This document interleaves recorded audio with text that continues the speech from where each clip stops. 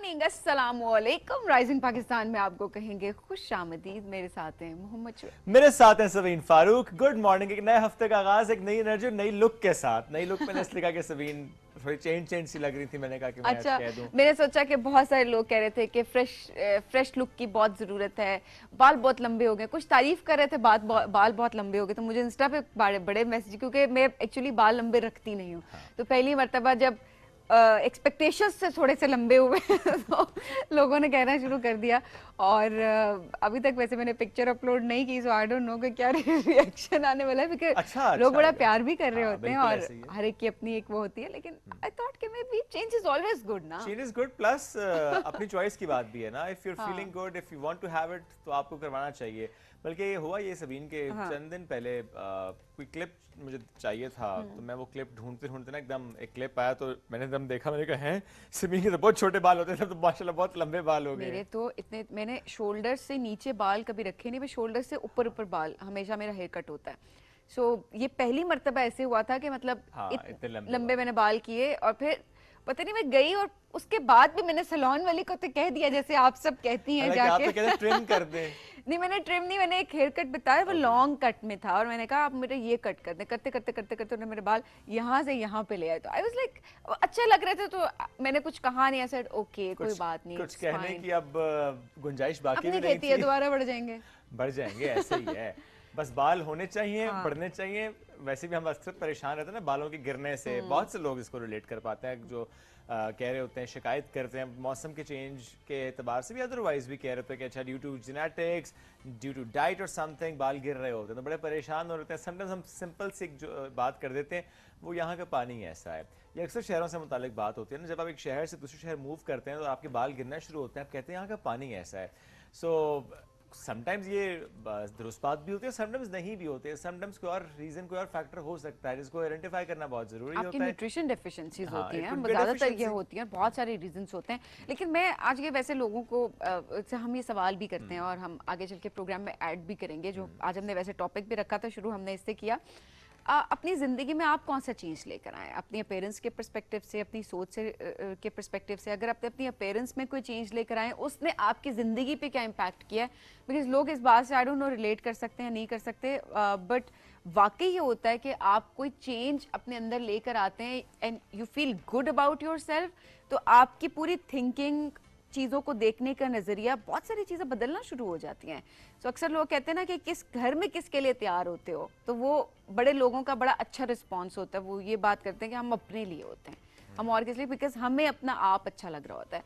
और वाकई शुएब, अगर आप देखें तो जब आप सुबह जागें, और अगर तो आप पूरा दिन उसी तरह रात के कपड़ों में घूम रहे हैं, तो आप लेजी फील लेजी करेंगे, फिक्र करेंगे, एक और ही किस्म की नेगेटिव एनर्जी भी आप क्रिएट कर रहे होंगे आप समहाउ। अच्छा फील नहीं कर रहे होते। लेकिन जैसे ही आप सुबह उठते हैं, आप फ्रेश होते हैं, शावर लेते हैं, ठीक है, यस। मतलब एक होता है ना कि आप अपने कपड़े चेंज करते हैं, छोटी छोटी चीज़ों की मैं बात कर रही हूँ, सिर्फ अपनी स्किन केयर करते हैं। बिल्कुल। सो ये सुबह की जो शुरुआत होती है, फिर पूरा दिन आपका कितना एनर्जेटिक और अच्छा, because then you feel good about absolutely, yourself. आपकी सुबह बता देते हैं कि आपका पूरा दिन कैसा गुजरेगा। सो जो सुबह का वक्त होता है ना, इस पे इन्वेस्ट करना बहुत जरूरी होता है, अपने ऊपर भी हर लिहाज से ना, जिसमें आपका नाश्ता भी आता है। वी बिल्कुल। कांट फॉरगेट दैट, आपने अच्छा नाश्ता भी करना होता है, अच्छे से तैयार भी होना होता है। एक फ्रेश दिन का आगाज जब आप करते हैं, पूरा दिन आपका अच्छा गुजर जाता है। तो आप अपने दिन का आगाज आज कैसा कर रहे हैं, हमें ये भी बताइएगा। जो सबीन ने सवाल रखा कि आप जो चेंज लेकर आए अपनी जिंदगी में, अपनी पर्सनैलिटी में, अपनी सोच में, उसने आपकी जिंदगी पर किस कदर असर डाला है, इस पर हमें आप व्हाट्सएप वीकेंड बड़ा कीजिएगा। अच्छा रहा, एक बड़ी खुशखबरी आई है जी, ओह उसका भी जिक्र यस, करते वीकेंड हैं। Was great. फ्राइडे हाँ। स्पेशली अगर हम बात करें, जब सबीन वो आया था ना कि फ्राइडे पाकिस्तानी वक्त के मुताबिक 1:10 पे वो जो थ्रो होगी, तो I was waiting and I don't know why, मुझे मालूम था कि बड़ी अच्छी खबर एक आने वाली है। तो वर्षद नदीम की थ्रो, उससे मुतालिक आज हम बात भी कर लेते हैं। Gold medal once again. Yes, gold medal once again. 86.40 की थ्रो, क्या जबरदस्त उन्होंने थ्रो किया। अच्छा, मुझे लग ये रहा है कि कुछ दिन से स्पेशली कि हमारे जो एथलीट्स हैं डिफरेंट डोमेन्स में बहुत अच्छा परफॉर्म कर रहे हैं माशाल्लाह। बल्कि हम आगे चल के आपसे कुछ और ऐसी खुशखबरें जो पिछले कुछ दिनों से हमारे तक पहुंची हैं, आपसे हम एक कंपाइल करके शेयर भी करेंगे। लेकिन अभी सोचा कि जरा फ्राइडे जो गुजरा, वीकेंड जो गुजरा है, उसमें जो खबर बहुत ज्यादा डिस्कस हुई, दैट वाज अबाउट तो मैंने अर्शद नदीम। कंग्रेचुलेशंस पाकिस्तान, मैं सिर्फ ये नहीं कहूँगी कि अरशद नदीम को मुबारक हो, पाकिस्तान को मुबारक हो। और जिस तरह Absolutely. लोग सेलिब्रेट कर रहे थे उनकी इस जीत को, तो दिस शोज के हमारी जो नेशन है वो अपने हीरोज से बहुत प्यार करती है, और हम अपने हीरोज़ को अप्रिशिएट करते हैं हमेशा बिकॉज वो पाकिस्तान का नाम रोशन कर रहे हैं। सो वो बात करते हैं ना, जब आप ख्वाब देखें और वो ख्वाब पूरे हो जाएं तो फिर उससे बड़ी कोई खुशी नहीं होती ज़िंदगी की। उससे बड़ा कोई ख्वाब और उससे बड़ी शुभ कोई ख्वाहिश नहीं बेशक होती। ऐसे ही सो है। Arshad Nadeem is a living example ही कि इज वो अ लिविंग हमारे एग्जांपल। सामने के किस तरह से उन्होंने ख्वाब देखा और घबराए नहीं और आगे बढ़े, और आज देखें जी, back to back medals. Medals. और आप ये देखेंगे उनकी वजह से मैं कहता हूँ कि बहुत से लोग जिनको जेवलिन थ्रो का पता नहीं था अब उनको पता भी है। और इसके अलावा ज़रा जब हम बात करते हैं अरशद नदीम की या किसी भी ऐसे इवेंट की जिसमें उनकी कामयाबी होती है, उसकी वजह से हमें तो पूरी कौम ना एक जिसमें जज्बा भी नज़र आ रहा होता है, एक कनेक्शन भी नज़र आ रहा होता है, खेलों के साथ कनेक्शन नज़र आ रहा होता है, एथलीट्स के साथ प्यार नज़र आ रहा होता है, वो पूरे पाकिस्तान को रिप्रेजेंट कर रहे होते हैं। सो ये बड़ी अच्छी बात थी, मैं सोचा शेयर करते हैं। लेकिन आगे चल के मैंने कहा ना कि हम कुछ और ऐसी फतूहात जो कि हमारी अचीवमेंट्स हैं एट नेशनल इंटरनेशनल लेवल आपसे शेयर करेंगे, लेकिन इस ब्रेक के बाद रहिए हमारे साथ। ये है राइजिंग पाकिस्तान।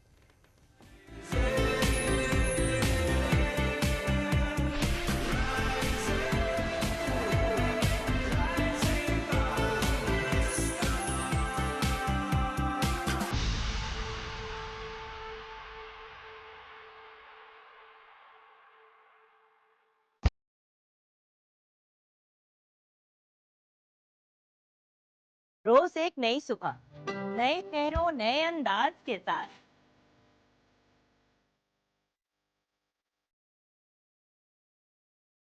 आपके मनपसंद सितारे होंगे हमारे साथ।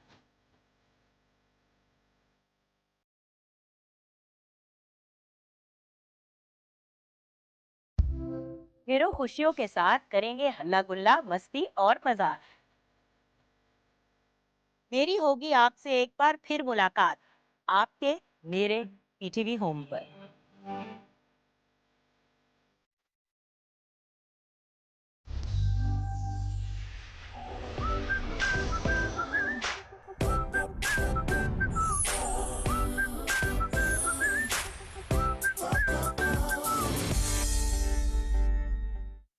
अब ना फसाना, अपनी है कहानी, सबको है सुनानी, अपनी जुबानी।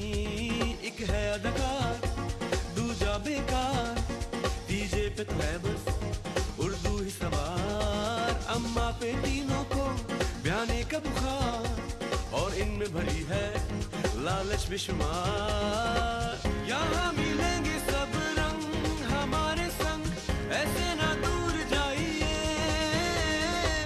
मिल गया एंटरटेनमेंट का खजाना, अब अंदर तशरीफ लाइए।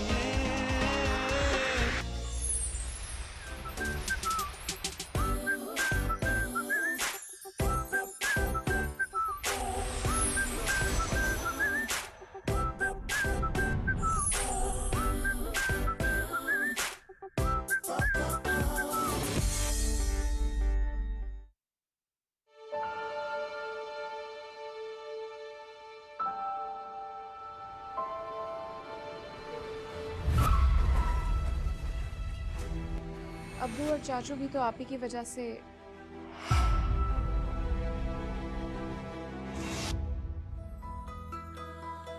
उसे अपने काम से बहुत इश्क। और आपको खतीजा से। शौकत तो शौकीन है। छोड़ बच्ची का हाथ। एक शर्त पे छोड़ दे कि तू मेरे साथ।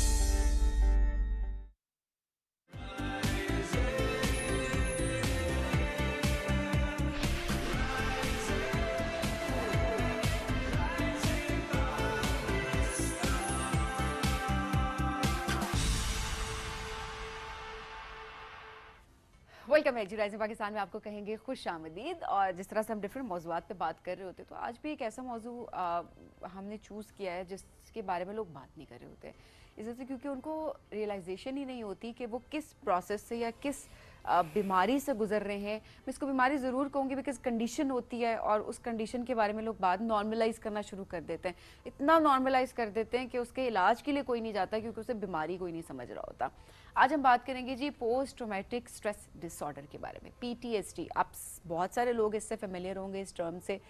किस तरह से हमारी ज़िंदगी में कोई ट्रॉमा होता है और इस ट्रॉमे को आप लोग कोप नहीं कर पा रहे होते, और किस तरह से हम जिंदगी उसके साथ गुजार रहे होते हैं, लेकिन उसका एक इम्पैक्ट आपके जहन के ऊपर, आपकी पूरी शख्सियत के ऊपर होता है, आपकी प्रोफेशनल लाइफ, पर्सनल लाइफ पे उसका इम्पैक्ट होता है, और आपको रियलाइजेशन नहीं होती कि अच्छा ये क्यों हो रहा है, और आप कहते हैं अच्छा वो जो फलाना इंसिडेंट मेरे साथ हुआ था ना, वो जैसे शुरू मैं जिक्र कर रही थी अभी कुछ टाइम पहले भी हमने इस बात का जिक्र किया था कि एक बार पहाड़ी सफ़र ही मैं कर रही थी और एक एक्सीडेंट होने लगा था मेरा, और वो बहुत बुरा, अल्लाह माफ़ करे, अल्लाह ने ज़िंदगी जब रखी होती है तो रखी होती है। And I was with my parents, तो मेरा जो ज़्यादा कंसर्न ये था कि मेरे पेरेंट्स साथ थे। सो वो कि गाड़ी बस इतनी सी देर थी और वो नीचे दरिया में जा सकती थी।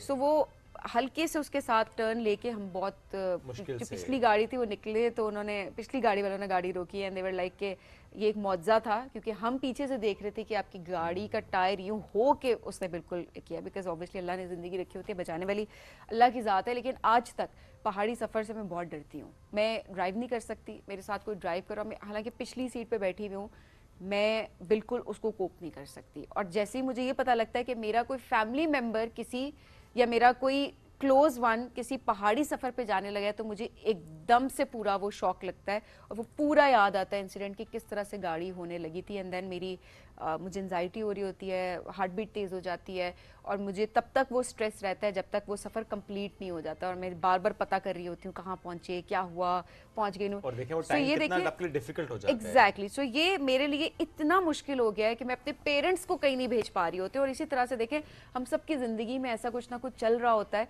आप लोगों के अपने ट्रॉमाज होंगे। तो आज हम जरा बात करेंगे कि किस तरह से हम इसको कोप कर सकते हैं। PTSD कितना इंपॉर्टेंट है, कितना इंपॉर्टेंट है इसको समझना, क्योंकि देखिए जिस तरह एक वाकया आपने शेयर किया सभी, हम सबकी जिंदगी में ऐसे वाकयात होते हैं, लेकिन समटाइम्स कुछ वाकयात ऐसे होते हैं कि आप वाकई कोप नहीं कर पा रहे होते, तो ये कितना जरूरी है कि आप उससे उस पे मैनेज करें उसको। इस मौजू पे बात करेंगे। मैं ज्वाइन किया है फायजा मुबीन साहिबा ने, आप माहिर नफ्सियात हैं, बहुत शुक्रिया ज्वाइन करने के लिए। कैसी हैं आप? मैं ठीक हूँ, आप कैसे हैं? अल्हम्दुलिल्लाह बिल्कुल ठीक ठाक। अच्छा, सबसे पहले आप भी जरा इस टर्म को एक्सप्लेन कीजिएगा, PTSD, post traumatic stress disorder, जिसने सभी ने एक एग्जांपल कोट की अपनी रियल लाइफ की, थोड़ा सा आप एक्सप्लेन करें कि what exactly this PTSD is. Post traumatic stress disorder जैसे नाम से जाहिर है कि किसी भी ट्रॉमेटिक इवेंट के बाद होने वाला स्ट्रेस, ठीक है। अब कुछ चीज़ें होती हैं जो फोबिया में कंसिडर की जाती हैं, लेकिन अगर वो प्रोलॉन्ग हो जाए और उस पर वर्क ना किया जाए तो वो PTSD की शक्ल अख्तियार कर लेता है।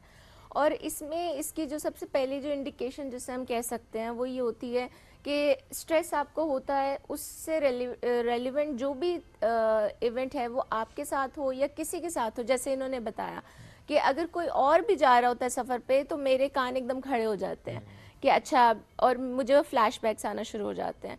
तो ये टर्म बेसिकली है कि किसी भी ट्रॉमेटिक इवेंट, अब हर इंसान का जो ट्रॉमेटिक इवेंट है ना वो उसके लिए हो सकता है वो आपके लिए ना हो, क्योंकि आपके लिए वो एक एक्सपीरियंस बन गया हो और आपके लिए वो एक मजाक हो, लेकिन वो इनके लिए एक ट्रॉमेटिक इवेंट था। तो उसके बाद होने वाला स्ट्रेस, और वो अगर 6 मंथ से ज़्यादा प्रोलॉन्ग करता है तो वो एक डिसऑर्डर की शक्ल इख्तियार कर लेता है। ओके, अब दैट मीन्स कि क्योंकि देखें जो जिस तरह सभी ने कोट किया, ये ऐसे इंसिडेंट्स हैं जो कि समहाउ किसी न किसी की ज़िंदगी में तो ऐसा कोई ना कोई इंसिडेंट हुआ होता है बचपन में, ड्यूरिंग द लाइफ।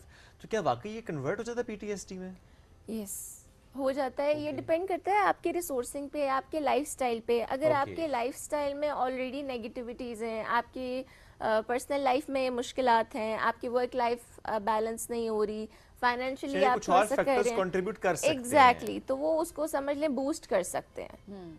ये वो चीज़ है। अगर इसको हम टाइमली थोड़ा मैनेज कर सकते हैं, like if you talk about it with your friends और विद योर थेरेपिस्ट, और उस चीज़ पे आप थोड़ा सा कोप अप कर लेते हो और दोबारा से थोड़ा सा ट्राई करते हो कि अच्छा मैं चलती हूँ, लेकिन किसी एक्सपीरियंस बंदे के साथ मैं उस एक्सपीरियंस को दोबारा से रिविजिट करती हूँ। अच्छा, एक बात भी याद आ गई, क्योंकि कुछ लोग ऐसे होते हैं जो कि कहते हैं कि हमें वो ओवरकम करें। जैसे कि हम सबको याद है एक हादसा जो कराची में तैयारा गिर कर तबाह हुआ था और उसमें जफ़र मसूद साहब और एक और शख्स थे जो अल्हम्दुलिल्लाह सेफ रहे थे।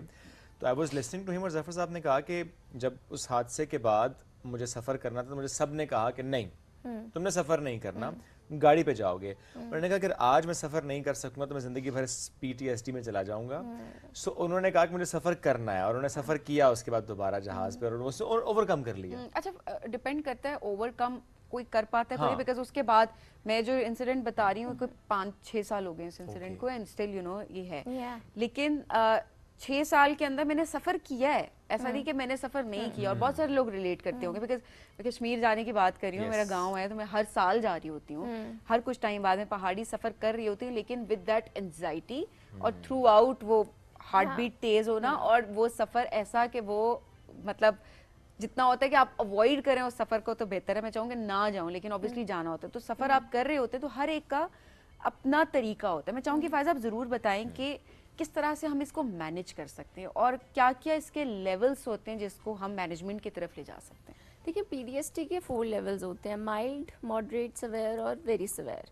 अब आप कह रहे हैं कि इसको कोप अप कैसे कर सकते हैं। अगर तो वो PTSD की शक्ल इख्तियार कर गया है, जैसे आप ये बता रही हैं कि आप जा रही हैं बट आप उसके ट्रिगर्स जो हैं वो एक्सपीरियंस करती हैं ड्यूरिंग द सफ़र, लाइक आपको एंजाइटी हो रही है, ठीक है। अब समटाइम्स डिसऑर्डर के सिम्टम्स मौजूद होते हैं, लेकिन हम जब उसको आपको फॉर एग्जांपल टेस्टिंग के थ्रू या असेसमेंट्स के थ्रू गुजारते हैं, हो सकता है आपका PTSD माइल्ड लेवल पर हो, ठीक है। अगर वो सिवियर लेवल पे होगा तो आप अपने उस एक्सपीरियंस को रिविजिट नहीं कर सकते। और जैसे आपने पहली बात की कि उन्होंने कहा कि मैं कोप अप करूंगा अगर आज मैंने सफ़र ना किया, तो वो डिपेंड कर रहा था कि उनकी पर्सनालिटी बहुत स्ट्रॉन्ग थी, वो डिसीजन मेकर थे। तो आपकी पर्सनालिटी के बहुत सारे फैक्टर्स हैं जो काउंट करते हैं इस आपकी वो एक इंटरनल रिसोर्स होता है, लाइक आपके रिलेशनल रिसोर्स होते हैं कि लोग आपके साथ ऐसे हैं जो आपको बूस्ट कर रहे हैं उस चीज़ से ओवरकम करने के लिए, या फिर आप इंडिविजुअली आप में विल पावर इतनी ज़्यादा है, ठीक है। और हम जो कोप अप कर सकते हैं ना, इसके लिए डिफरेंट थेरेपीज़ हैं जो WHO से अप्रूव्ड हैं, लाइक जो रिसेंटली जो बहुत ज़्यादा EMDR थेरेपी है which is eye movement desensitisation reprocessing. इसमें हम करते क्या है, इन क्लिनिक हम पेशेंट को रिविजिट करवाते हैं वो एक्सपीरियंस, अच्छा, और हम उसकी मेमोरी को रीप्रोसेस करते हैं। ओके। और उनकी बिकॉज हम थेरेपिस्ट होते हैं तो हमारे सामने वो इंसान होता है, तो अगर उसको वो रिएक्शंस आते हैं, एब रिएक्शंस आ रहे हैं, क्राइंग स्पेल्स हो रहे हैं, तो उस चीज़ में फिर हम उनको ओवरकम करते हैं। बट वो रीप्रोसेसिंग का पूरा एक तरीका है, ये वो तरीका है जो हम विद इन सेशन करते हैं। तो हम यही सजेस्ट करते हैं कि अगर तो पहले आपको PTSD है या नहीं, सबसे पहले तो ये असेसमेंट करवाएं। अगर उसका लेवल मॉडरेट या हाई है, सिवियर है, तो फिर आपको प्रॉपर थेरेपी लेनी चाहिए जिससे आप कोप अप कर सकते राइट। तो हैं। ये असेसमेंट कैसे होती है? किसी भी शख्स ने अगर असेसमेंट करवाने कि क्या मुझे PTSD है, पहली बात, और अगर है तो किस लेवल पर है? असेसमेंट इसकी इज इट इजी प्रोसेस? एक सिर्फ क्वेश्चनर होता है या इट्स अ वर्बल कम्युनिकेशन और व्हाट? इट डिपेंड्स लाइक इसमें दोनों चीज़ें इंक्लूड होती हैं, सब्जेक्टिव और ऑब्जेक्टिव टेक्निक्स दोनों होती हैं, लाइक क्वेश्चनर्स भी होते हैं और बहुत सारी ऐसी टेक्निक्स होती हैं जिसके थ्रू हम असेस करते हैं। वो आप जनरली नहीं कर सकते, लेकिन मैं देखने वालों के लिए जो बताना चाहूँ कि अगर आपने खुद से एक एनालिसिस करना है अपना, तो इसका बहुत आसान तरीका है कि आप कुछ चंद डिपार्टमेंट्स अपनी लाइफ के चेक करें कि इस एक इशू की वजह से क्या आपके पर्सनल रिलेशनशिप्स तो नहीं अफेक्ट हो रहे, लाइक फैमिली वालों का प्रोग्राम बन रहा है और आप कह रहे हैं कि नहीं मुझे नहीं जाना, ठीक है, आपकी पर्सनल रिलेशनशिप अफेक्ट हो रहे हैं, आपकी वर्क लाइफ अफेक्ट हो रही है, उसके अलावा आपकी स्लीप डिस्टर्ब हो रही है because of the nightmares, because of the flashbacks, क्योंकि रात को ये वाली चीज़ें ज़्यादा एलिवेट होती हैं जो सिम्टम्स होते हैं एंजाइटी रिलेटेड, बिकॉज हमारी जो स्लीप होती है वो थीटा वेव में जाती है, तो हमारे जितने भी पेनफुल इवेंट्स हैं वो हमें उस टाइम पे ज़्यादा याद आ रहे होते हैं। इस वजह से कहा जाता है कि हमें स्क्रीन टाइम भी अपना कम करना चाहिए 1-2 घंटे पहले, बिकॉज स्क्रीन टाइम उसमें बहुत ज़्यादा रोल प्ले करता है। और ये चीज़ है, तो ये बेसिक कुछ चीज़ें हैं जिससे आपको थोड़ा सा एनालिसिस करना चाहिए कि आपकी फूड रूटीन तो नहीं डिस्टर्ब, आपके मील्स, आपका खाना पीना या बहुत ज़्यादा अच्छा हो जाता है, लाइक अच्छे से मुराद है कि बहुत क्वांटिटी बढ़ जाती है, ठीक है, और स्लीप में है कि आपका स्लीप डिप्राइव हो जाता है या बहुत ज़्यादा नींद आना शुरू हो जाती है। तो आपकी वर्क लाइफ और आपकी पर्सनल लाइफ, आपकी सोशल लाइफ में डिस्टर्बेंसेस आना शुरू हो जाती हैं। इफ़ यू फील लाइक कि ये मेरी सारी चीज़ों में कुछ ना कुछ डिस्टर्बेंस है, सो आपको असेस ज़रूर करवाना चाहिए थेरेपिस्ट से। अच्छा, हम एक तो ये तो हम कोई बड़े इवेंट्स की बात कर रहे हैं ना, कि कोई बड़ा इवेंट हो गया, एक बड़ा ट्रॉमा है और उसका फिर पीटीएसडी की हम बात करें कि वो इख्तियार कर गई कंडीशन। अच्छा, कुछ होता है कि कुछ बहुत सारे लोग जिक्र भी कर रहे होते हैं अक्सर कि बाज़ औक़ात होता है घर का माहौल बच्चों के लिहाज से वो ठीक नहीं होता, पेरेंट्स की लड़ाइयाँ होती हैं। अब वो कोई बड़ा इवेंट नहीं होता कि बहुत बड़ा इवेंट हुआ Series वो, of little but events. Yeah. आपस में नोक-झोंक, लड़ाइयाँ, नोक-झोंक तो चलें it's a positive word, but जो लड़ाइयाँ हो रही होती हैं कि एकदम से लड़ाई होगी और वो कोई शिद्दत इख्तियार करगी या कुछ, बट वो बहुत बड़ा ट्रॉमा नहीं है, वो रूटीन उस घर की है। लेकिन वो बच्चे हमने देखा है कि हर वक्त एंशियस रहते हैं और हर वक्त उनकी पर्सनालिटी में चेंज हम देख रहे होते हैं। क्या इस तरह की जो छोटी छोटी चीज़ें होती हैं जिनका इम्पैक्ट कहीं ना कहीं आपके माइंड पे ज़्यादा हो रहा होता है, क्या वो भी पीटीएसडी की शक्ल इख्तियार कर सकते हैं? It's a very good question. Trauma जो है ना, ट्रॉमेटिक इवेंट्स, वो दो तरह के होते हैं। एक जिसे हम अपनी ज़ुबान में कहते हैं कैपिटल टी और स्मॉल टी। कैपिटल टी होता है कोई एक वाक़या हुआ, लाइक आपका एक्सीडेंट हो गया, आपने कोई आपने acid attack victim, like you are victim and you just saw that, आप कहीं से गिर गए हो, ठीक है। ये कैपिटल टीज़ हैं कि एक दफ़ा के झटके लगते हैं, बहुत सवेर लगते हैं और वो चीज़ ख़त्म हो जाती है। जो आप बात करिए वो स्मॉल टीज़ हैं, लाइक छोटे छोटे ट्रॉमेटिक इवेंट्स आपकी लाइफ में, रोज़मर्रा की लाइफ में चल रहे हैं, उसका अफेक्ट आप पे हो रहा है, आप उससे सैड हो रहे हैं, ठीक है। और ये जो आपने पॉइंट रेज किया है, ये हमारे माशरे का अनफॉर्चुनेटली अब ये डेली रूटीन बन चुका है कि हमारे बच्चे जो हैं वो विटनेस कर रहे हैं कि अच्छा घर में लड़ाइयाँ हो रही हैं। और ये WHO की जो रीसेंट रिसर्च है उसमें इस चीज़ पे बहुत जोर दिया गया है कि बच्चों में बहुत ज़्यादा अफेक्ट आता है घर के माहौल से। उसकी 80% पर्सनालिटी जो है वो घर से बन रही है। बिल्कुल ऐसे ही है। और वो जो जीन्स में से चीज़ें हैं वो बात की बात है। तो ये जो चीज़ है ना कि बच्चे विटनेस कर रहे हैं, तो वो स्ट्रेस ले रहे हैं, वो देख रहे हैं, उन्होंने लड़ाई होते हुए देखी, अब वो डेली बेसिस पे बन रहा है। अब वो जब इंटरेक्ट करते हैं अपने फ्रेंड्स से पीयर ग्रुप में जाकर, और जब वहाँ से उनको फैमिली लाइफ नॉर्मल मिल रही है कि इसके पेरेंट्स ऐसे नहीं हैं, तो वो कंपैरिजन में आ जाता है। और फिर बिकॉज उसको रियलाइज़ हो रहा है ना, क्योंकि अगर वो ये घर में रहेगा तो उसकी तो डेफिनेशंस बनती जाएंगी कि अच्छा शायद यही नॉर्मल लाइफ होती है। लेकिन जब वो इंटरेक्ट करता है स्कूल में जाके अपने फ्रेंड्स के साथ, तब उसको रियलाइज़ होता है कि नहीं, मेरे घर वाले जो हैं वो नॉर्मल नहीं है। जो लड़ाई हो रही है या मामा पापा ऐसे नहीं होते, ये घर में ऐसी नहीं होती। तो इसका बहुत ज़्यादा इफेक्ट होता है और ये ओवर द टाइम डिवेलप होता रहता है और हमें इस चीज़ का अंदाज़ा नहीं होता। तो हमें इस चीज़ को बहुत ज़्यादा अवॉइड करना चाहिए कि ये जो स्मॉल टीज़ है ना, और ये किसी भी रिलेशनशिप में हो सकते हैं, इवन इन मैरिज, लाइक ये टॉन्ट से स्टार्ट होते हैं, ओके। छोटी छोटी अब्यूजिव लैंग्वेज से स्टार्ट होते हैं, ठीक है। और हमें पेन हो रही होती है, हम हर्ट हो रहे होते हैं, बट हम कहते हैं इट्स ओके, बिकॉज हमें हमारी सेल्फ इस्टीम, हमारा मुआशरा ऐसा, हमारी सेल्फ इस्टीम बूस्ट नहीं की जाती, हमारे अंदर खुद एतमादी नहीं बनाई जाती, हमें नाइस होना सिखाया जाता है, काइंड होना नहीं सिखाया जाता। नाइस का मतलब हमारे मुआशरे में है कि आप सेक्रीफाइस करते जाओ, हाँ में हाँ मिलाते जाओ, जितना मर्जी आपको पेन हो रहा है। तो हम कहते हैं कि ही और she is a nice person, हमारी डेफिनेशन हाँ, शुड बी सही हम बात है। अक्सर ये तो कितनी मजे की बात कर रही हैं आपकी। हम बाकी नाइस होना सिखा रहे, काइंड होना नहीं सिखा रहे। हाँ। तो काइंड होने में ना आपकी अपनी डेफिनेशन क्लियर होती है, आप हर्ट नहीं लेते, आप वो बहुत एक सोफिस्टिकेटेड वे में आप कन्वे कर देते हो, आपकी बाउंड्रीज होती हैं। बट जब आप नाइस होते हो ना, आपकी बाउंड्रीज नहीं होती, कोई भी आके आप कुछ भी कह जाएगा और आप जवाब इसलिए नहीं देते बिकॉज आप नाइस हो। और लोग ऐसे जिनकी वीक बाउंड्रीज होती हैं, तो फिर लोग आके आपको कुछ भी कहकर चले जाते हैं। और एंड पे कहते हैं ही इज वेरी नाइस। हाँ, ही इज वेरी नाइस, वो इनोसेंट है, इनोसेंट है क्योंकि उसने कुछ अगला कहा बर्दाश्त नहीं। किए जा रहा है, भुगत रहा है, but he is a nice guy. लेकिन इसका एक पॉइंट है, उसका एक पॉइंट ये है कि आपको फील हो रहा है जो नाइस पर्सन है वो अंदर ही अंदर वो डिस्ट्रक्शन चल रही है, ओके। उसको फील हो रहा है, बिकॉज डिसीजन मेकिंग अल्लाह ताला ने हर एक इंसान के अंदर डाली हुई है, सही बात है। राइट और रॉन्ग पता है। हर्ट कुदरती एक अमल है जो हर इंसान में एग्जिस्ट करता है। Like if I say right now के you are looking so good, so और अगर मैं ये कह के जाऊँ you are not looking good today, so after 2 years you will remember कि मुझे लाइव प्रोग्राम में किसी ने ये बोला था. बिकॉज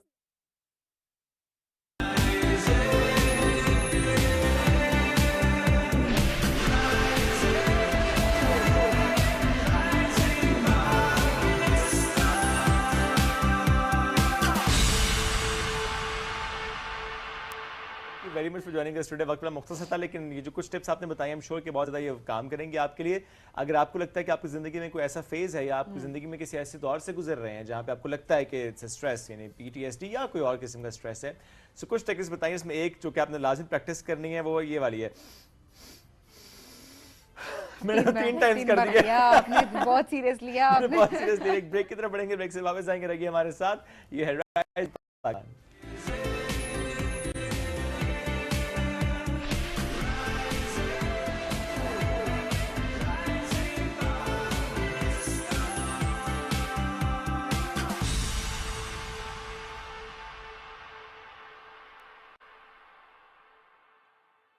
रियल एस्टेट इन्वेस्टमेंट में मेरे 3 असूल हैं: नजर, खबर और सब्र, जो बुनियाद बनते रहे हैं हमारे हर प्रोजेक्ट की साइट सिलेक्शन.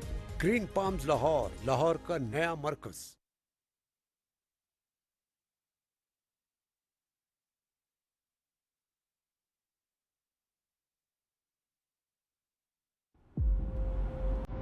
तुम लोगों की सारी फाइंडिंग्स क्लाउड बर्स्ट की तरफ इशारा कर रही है. तेरी हर ख्वाहिश, तेरा हर ख्वाब पूरा हो गया. अब क्या चाहिए तुझे? पाकिस्तान में स्पेस साइंस टेक्नोलॉजी तरक्की की राह पर गामी. Doctor Zainab, what actually are you proposing? we're on the same page. It's not about the areas, it's about lives, human lives. बहुत बड़ा तूफान और सैलाब आने वाला है. अगर आज आपने अपनी अल्लाह की खातिर अपनी जिंदा छोड़ तो सब लोग अपनी जान गंवा देंगे. तुम हर बार इस बात का जिक्र क्यों ले आते हो बीच में?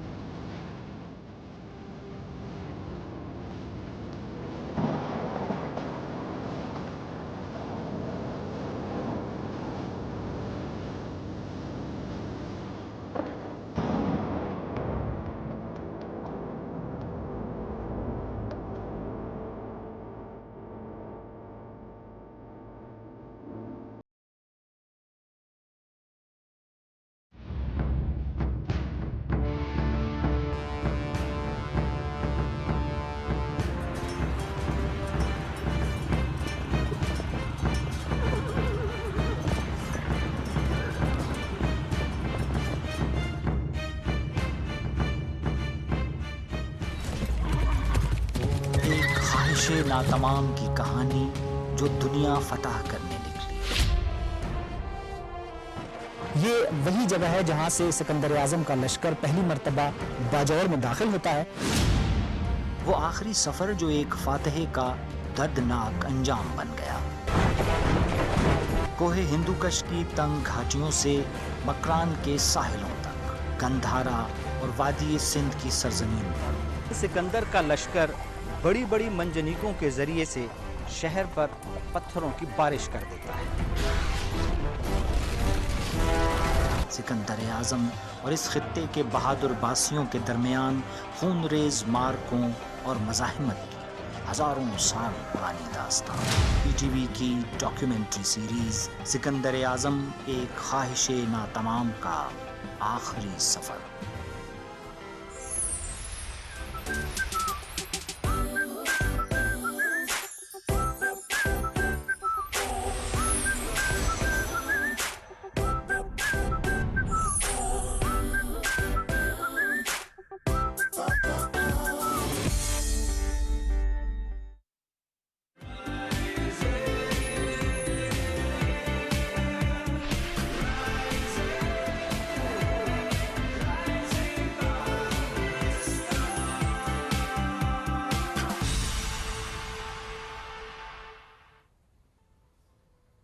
Welcome back after the break. Rising Pakistan में एक बार फिर कहते हैं खुश आमदीद। और अब जो हमारा मौजू है वो है फोटोग्राफी, लेकिन फोटोग्राफी इन अ वे कि अब हम देखते हैं बहुत से इवेंट्स में, स्पेशली वेडिंग्स में, कि हमें फीमेल फोटोग्राफर नजर आ रही होती है। बल्कि हम सबीन की शादी में हमने देखा था कि हमें फीमेल फोटोग्राफर्स यस नजर आई थी। बल्कि मुझसे किसी ने पूछा भी, एक उनकी वीडियो बन रही थी सबीन के एंट्रेंस पे, तो वहाँ पे काफ़ी फीमेल फोटोग्राफर्स थी। तो सबने मुझसे पूछा कि अच्छा सारी फीमेल फोटोग्राफर्स थी? मैंने कहा हाँ फीमेल फोटोग्राफर्स थी। तो बहुत से लोग कंफर्टेबल होते हैं, बहुत से लोगों की चॉइस होती है। और दूसरी बात ये कि आपको एम्पावर भी करना चाहिए, और वो बड़ा अच्छा होता है कि पूरा जो उनका ग्रुप होता है वो सारे ही फीमेल्स का होता है, वो बड़े अच्छे से लीड कर रही होती है। एब्सोल्युटली, ये बड़ा अच्छा है कि अब हमें कुछ सालों से माशाल्लाह नजर आ रही है कि फीमेल फोटोग्राफर्स बहुत ज़्यादा इसमें नजर आ रही है। Not just in wedding photography, otherwise भी हमें नजर आ रही होती हैं, जो कि ट्रैवल पे भी जा रही हैं। तो बड़ी अच्छी उनकी videography and reels and everything, तो बड़ा अच्छा हमें उनका काम नजर भी आ रहा होता है। प्लस जब हम एस्थेटिक्स की बात करते हैं तो सब जानते हैं जो खवातीन की एस्थेटिक सेंस होती है वगैरह, उसमें तो मर्द बहुत ही पीछे हैं। तो लेट्स एडमिट दिस। अल्हम्दुलिल्लाह कि आज ये बात मान ली गई है यहाँ से, वरना तो शायद मैं ये बात कहती तो तूफान आ जाते, जलजले आ जाते। लेकिन ये एक चीज वो वैसे ही आपकी वजह से आ जाते हैं। Oh my God, coming from you. ये तो वाकई जी, अब तो आप सब मान ही जाएं कि यहाँ से ये बात आ गई है कि नहीं, जो बात होती है वो हम मानते हैं। देखें दैट क्लियरली शोज कि फिर मैं जो बात कह रहा हूँ अग्रीड मानते हैं। चलें, तो ये जो हमारा मौजू है फोटोग्राफी, जिसमें खवातीन ज़्यादा माशाल्लाह आ रही हैं, तो आज हम इस मौजू पे बात भी करेंगे। जिस मेहमान ने भी ज्वाइन किया है कई सालों से, 2017 से गालिबन वो इस शोबे में आई हैं और माशाल्लाह बड़ी सक्सेसफुली इसको आगे लेकर चल रही हैं। नॉट जस्ट फोटोग्राफी, उन्होंने फिर अपना एक ब्रांड भी लॉन्च किया क्लोथिंग का, और उसको भी वो लेकर चल रही हैं अपनी और अपनी जिनके कपड़े आज हमें बड़े पसंद आए और अभी ड्रेस भी बड़ा प्यारा है। तो हमें ज्वाइन कर चुकी हैं जी वानिया सर्वर, उन्हें करते हैं वेलकम। अस्सलाम वालेकुम, गुड मॉर्निंग। अस्सलाम वालेकुम, कैसी हैं आप? मैं ठीक, आप सुनाएं कैसे? जबरदस्त, बेहतरीन। तो ड्रेस से स्टार्ट करना चाहती हैं फोटोग्राफी से? ना नहीं, मैं तो कहती हूँ पहले ब्रांड पे बात करते हैं। इतना प्यारा आपका सूट आई है जैसे ही, तो हमने कहा कि जी बड़ा प्यारा सूट है। तो आपकी एस्थेटिक सेंस यहाँ से ही नजर आ रही है कि क्या डिजाइन करने से पहले क्या चीजें माइंड में रखती हैं कि सबको सब, क्योंकि बिकॉज ऑडियंस डिफरेंट है ना, और आप सबके लिए डिजाइन कर रहे होते हैं। सो क्या आपके माइंड में? मैं अपना थोड़ा सा बैकग्राउंड बताती हूँ कि मैं कहाँ से हूँ। मेरा बैकग्राउंड जो है वो कराची से थोड़ा सा बिलोंग करता है, और मैं वो वाले जो वहाँ का स्टाइल है, वो जो वहाँ का एक फैशन है, वो मैं यहाँ पे थोड़ा सा इंट्रोड्यूस करवाना चाहती हूँ। जैसे अब आप मेरा जो लुक देख रहे हैं, या वो ये सारा कुछ मैंने कराची से ही बनवाया हुआ है। ऐसा कुछ इस्लामाबाद या पिंडी में नहीं आता यूजुअली, कि सबसे लेट फैशन आता है। तो वो वाला एक स्टाइल था, वो एक एस्थेटिक्स थे, वो मैं पिंडी लेके आना चाहती थी। और कुछ डिफरेंट उसके साथ आप लाइक एक माइंड सेट होता है कि आपने इसको स्टाइल किस तरह से करना है ताकि हर टाइप के लोग पहन सकें। तो हमारा ज़्यादातर फोकस उन लोगों पे था जो कि यूजुअली लाइक आप जैसे आता है स्मॉल या जो स्लिम लड़कियां होती हैं उनके ऊपर होता है, पर हमारा फोकस उन पे था जो कि इजीली कैरी कर सकें। अगर थोड़े से एजेड लोग भी हैं या कुछ भी हैं, तो हम उनके लिए वो चीज़ बनाएं ताकि वो इजीली कैरी कर सकें। फैशन फॉर ऑल, पर यूजुअली हमारा एजेड और उन जैसे लोगों पे था, बिकॉज वो लोग क्या सोचते हैं कि लाइक उनके लिए वो कपड़े नहीं मार्केट में यूजुअली मिल रहे होते हैं, and they usually go for like unstitch और सब कुछ। लाइक मेरी मदर का यही होता है कि मेरे लिए वो वाले कपड़े नहीं हैं अवेलेबल जो मैं पहनना चाहती हूँ। हाँ, ज़्यादा मॉडल्स वाले कपड़े नजर आ रहे होते हैं। एग्जैक्टली, तो वो यूजुअली नहीं हो पाता। तो हमारा वो मेन फोकस था कि हम ऐसे लोगों के लिए कपड़े बनाएं या ऐसे लोगों के लिए बनाएं जैसे हम ऑन स्टेज उस पर हम करते हैं कि लाइक ऑर्डर बेस पे हम काम करते हैं कि जो भी आपका डिज़ाइन है या साइज़ है वो तो हम आपको उसके लिए उस पर बना के देंगे। सो एक बेसिक हम एक डिज़ाइन बनाते हैं, एंड इफ दे ऑर्डर तो हम उसके कस्टमाइज आप कर रहे होते हैं अकॉर्डिंग टू नीड, और वो जाहिर सी बात है उस लिहाज से लोगों को पसंद भी डिफरेंट आइडिया। वरना स्मॉल मीडियम लार्ज या एक्स्ट्रा लार्ज उसके अलावा तो मामला ही नहीं है। सही बात है, ज़्यादातर नहीं होता क्योंकि पाकिस्तान में बस एक साइज मखसूस किए हुए पूरी दुनिया में ऐसे नहीं बाहर होता है। अच्छा, बाहर मिल जाते हैं। बाहर मिल जाते हैं। ओके, मुझे लगा वहाँ भी स्मॉल मीडियम लार्ज ही चल रहा है। नहीं, मकसद तो डिजाइन ऐसे हो तो कुछ एक्स्ट्रा लार्ज आप ले रहे हो, वो इतने बड़े बड़े एक्स्ट्रा स्मॉल जो है, इतने बड़े बड़े एक्स्ट्रा स्मॉल्स के आपको डिजाइन पसंद आ रहा हो, तब कहते हैं कैसा कट है, डब्बे डब्बे कट किए हुए। बिकॉज एक होता है ना कॉपी करना, ड्रेस को कैरी करना होता है, तो वो जाहिर सी बात जब आपके हिसाब से होगा, आपकी बॉडी के लिहाज तो से फिर आप होगा, कैरी अच्छा करेंगे। तो वो डब्बे डब्बे बना देना, तो वो मतलब मैं हैरान होती हूँ कि अगर स्मॉल में आपने लार्ज का साइज बना देना है तो फिर लार्ज क्या होगा। तो ऑब्वियसली वो स्टाइल अपनी जगह पे होता है, बट तो वो अच्छा ही नहीं लगते ना वो कट जो बनाए हुए होते हैं। अच्छा मुझे नहीं पसंद, पता है लोगों को पसंद है, लोग मुझे बैश करेंगे, हमें तो पसंद है जी, एम ही बोली जा रही है। अच्छा जी, बढ़ते हैं आपकी फोटोग्राफी पे। वो कैसे स्टार्ट किया? 2017 में शोएब ने बताया 2017 में आपने शुरू किया, किस तरह? एस्थेटिक्स तो अच्छी थी तो सोचा कि इधर भी चल पड़ते हैं। स्टार्ट मेरा एक माइंड में जब आया तो वो आया था मेरे फादर की वजह से। मेरे अब्बू फोटोग्राफी किया करते थे, पर एज अ हॉबी के तौर पे, कभी ऐसा प्रोफेशन नहीं बनाया था उन्होंने। तो वो यूजुअली पिक्चर्स लेना, हमारी पिक्चर्स लेना, उनके पास वो सारे इक्विपमेंट होते थे कि कैमरा, बैकग्राउंड, उस वक्त तो वो बैकग्राउंड के साथ और अम्ब्रेलास उनके साथ काम किया करते थे। तो हमारी ना बचपन की बहुत सारी पिक्चर्स हैं या कुछ इस तरह, तो वो सारा फ़ोटोशूट, इवन अब्बू कोई भी कज़न की शादी होती थी तो उसमें उनके भी फ़ोटोशूट्स कर रहे होते थे और सब कुछ। तो मुझे जहाँ तक लगता है कि मैं वहाँ से वो एक पैशन मैंने वो लिया, और 2017 तो नहीं, लेकिन फीमेल लाइक इस फील्ड में मेरा आने का ये मकसद, लाइक एक टाइम आया था कि मैं अपनी कज़न की शादी पे गई हुई थी और वहाँ पे मैंने एक लड़की को काम करते हुए देखा था। इट वाज इन 2013 इन कराची। तो तब से मुझे था कि मैं भी कर सकती हूँ और शायद मेरे एस्थेटिक्स वो वाले हैं, क्योंकि मैं 9 to 5 जॉब वाली हूँ ही नहीं कि मुझे कोई कमांड दे और मैं उसके अकॉर्डिंगली काम करूँ। मुझे था कि अपना एक फ्रीडम होना चाहिए सब कुछ। और कभी मैंने फ़ोटोग्राफी को एज अ प्रोफेशन के तौर पे पहले नहीं देखा था, एज अ पैशन के तौर पे देखा था। तो यही मेरा एक कॉन्सेप्ट था कि मैंने सीखना है, मैंने थोड़ा बहुत करना है, कुछ कोर्सेज कर लूँगी तो उसके अकॉर्डिंगली मैं सीख जाऊँगी। वेडिंग्स में मैं इस तरह आई कि मुझे यूजुअली लैंडस्केप्स वगैरह ऐसा कोई पसंद नहीं थे, तो लेकिन मुझे ना कलर्स, मुझे वाइब, मुझे मूड्स, मुझे इमोशंस, ये सब कुछ कैप्चर करना बहुत पसंद था, लाइक कैंडिड्स और वो सब कुछ। तो मैं यूजुअली, मुझे ये अंदाज़ा हो गया था कि मैं वेडिंग्स में ही ज़्यादा काम कर सकती हूँ, काइंड ऑफ स्ट्रीट फोटोग्राफी। तो वो चीज़ थी। फिर 2017 में ऐसा नहीं था कि मैं बिल्कुल ही स्टार्ट ही मैंने वेडिंग्स में ही स्टार्ट कर दिया। तो उसमें मैं ये कहूँगी कि मेरी फैमिली ने बहुत मुझे सपोर्ट किया, और जैसे मेरी सिस्टर्स हैं तो उनकी फ्रेंड्स के कभी फेयरवेल शूट्स कर रही हूँ, कभी कुछ कर रही हूँ, तो उससे मैं स्टार्ट करते करते करते करते मैं पता नहीं कब वेडिंग्स में पहुँची। लोगों के लिए शिफ्ट्स करते करते मुझे अभी तक याद है कि लाइक मेरी शिफ्ट 3000 हुआ करती थी। सो बेसिकली फ्रीलांसिंग में करती थी, और लोग मुझे लाइक एज अ स्टेज के लिए बुलाते थे कि आप स्टेज फोटोग्राफी करें और स्टेज पे काम करें। तो मुझे ये याद है कि लाइक मैं सुबह भी करती थी और शाम को लाइक 2 इवेंट्स करती थी।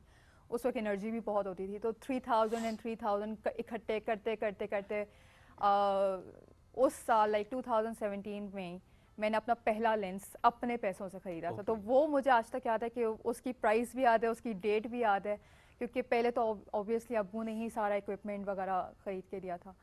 तो उससे मुझे एक वो माइंड में है कि वो मेरा पहला लेंस था अपनी कमाई से। और वो तो हाँ, एक पैशन था जिसको मैंने एक प्रोफेशन में अब क्रिएट कर दिया है।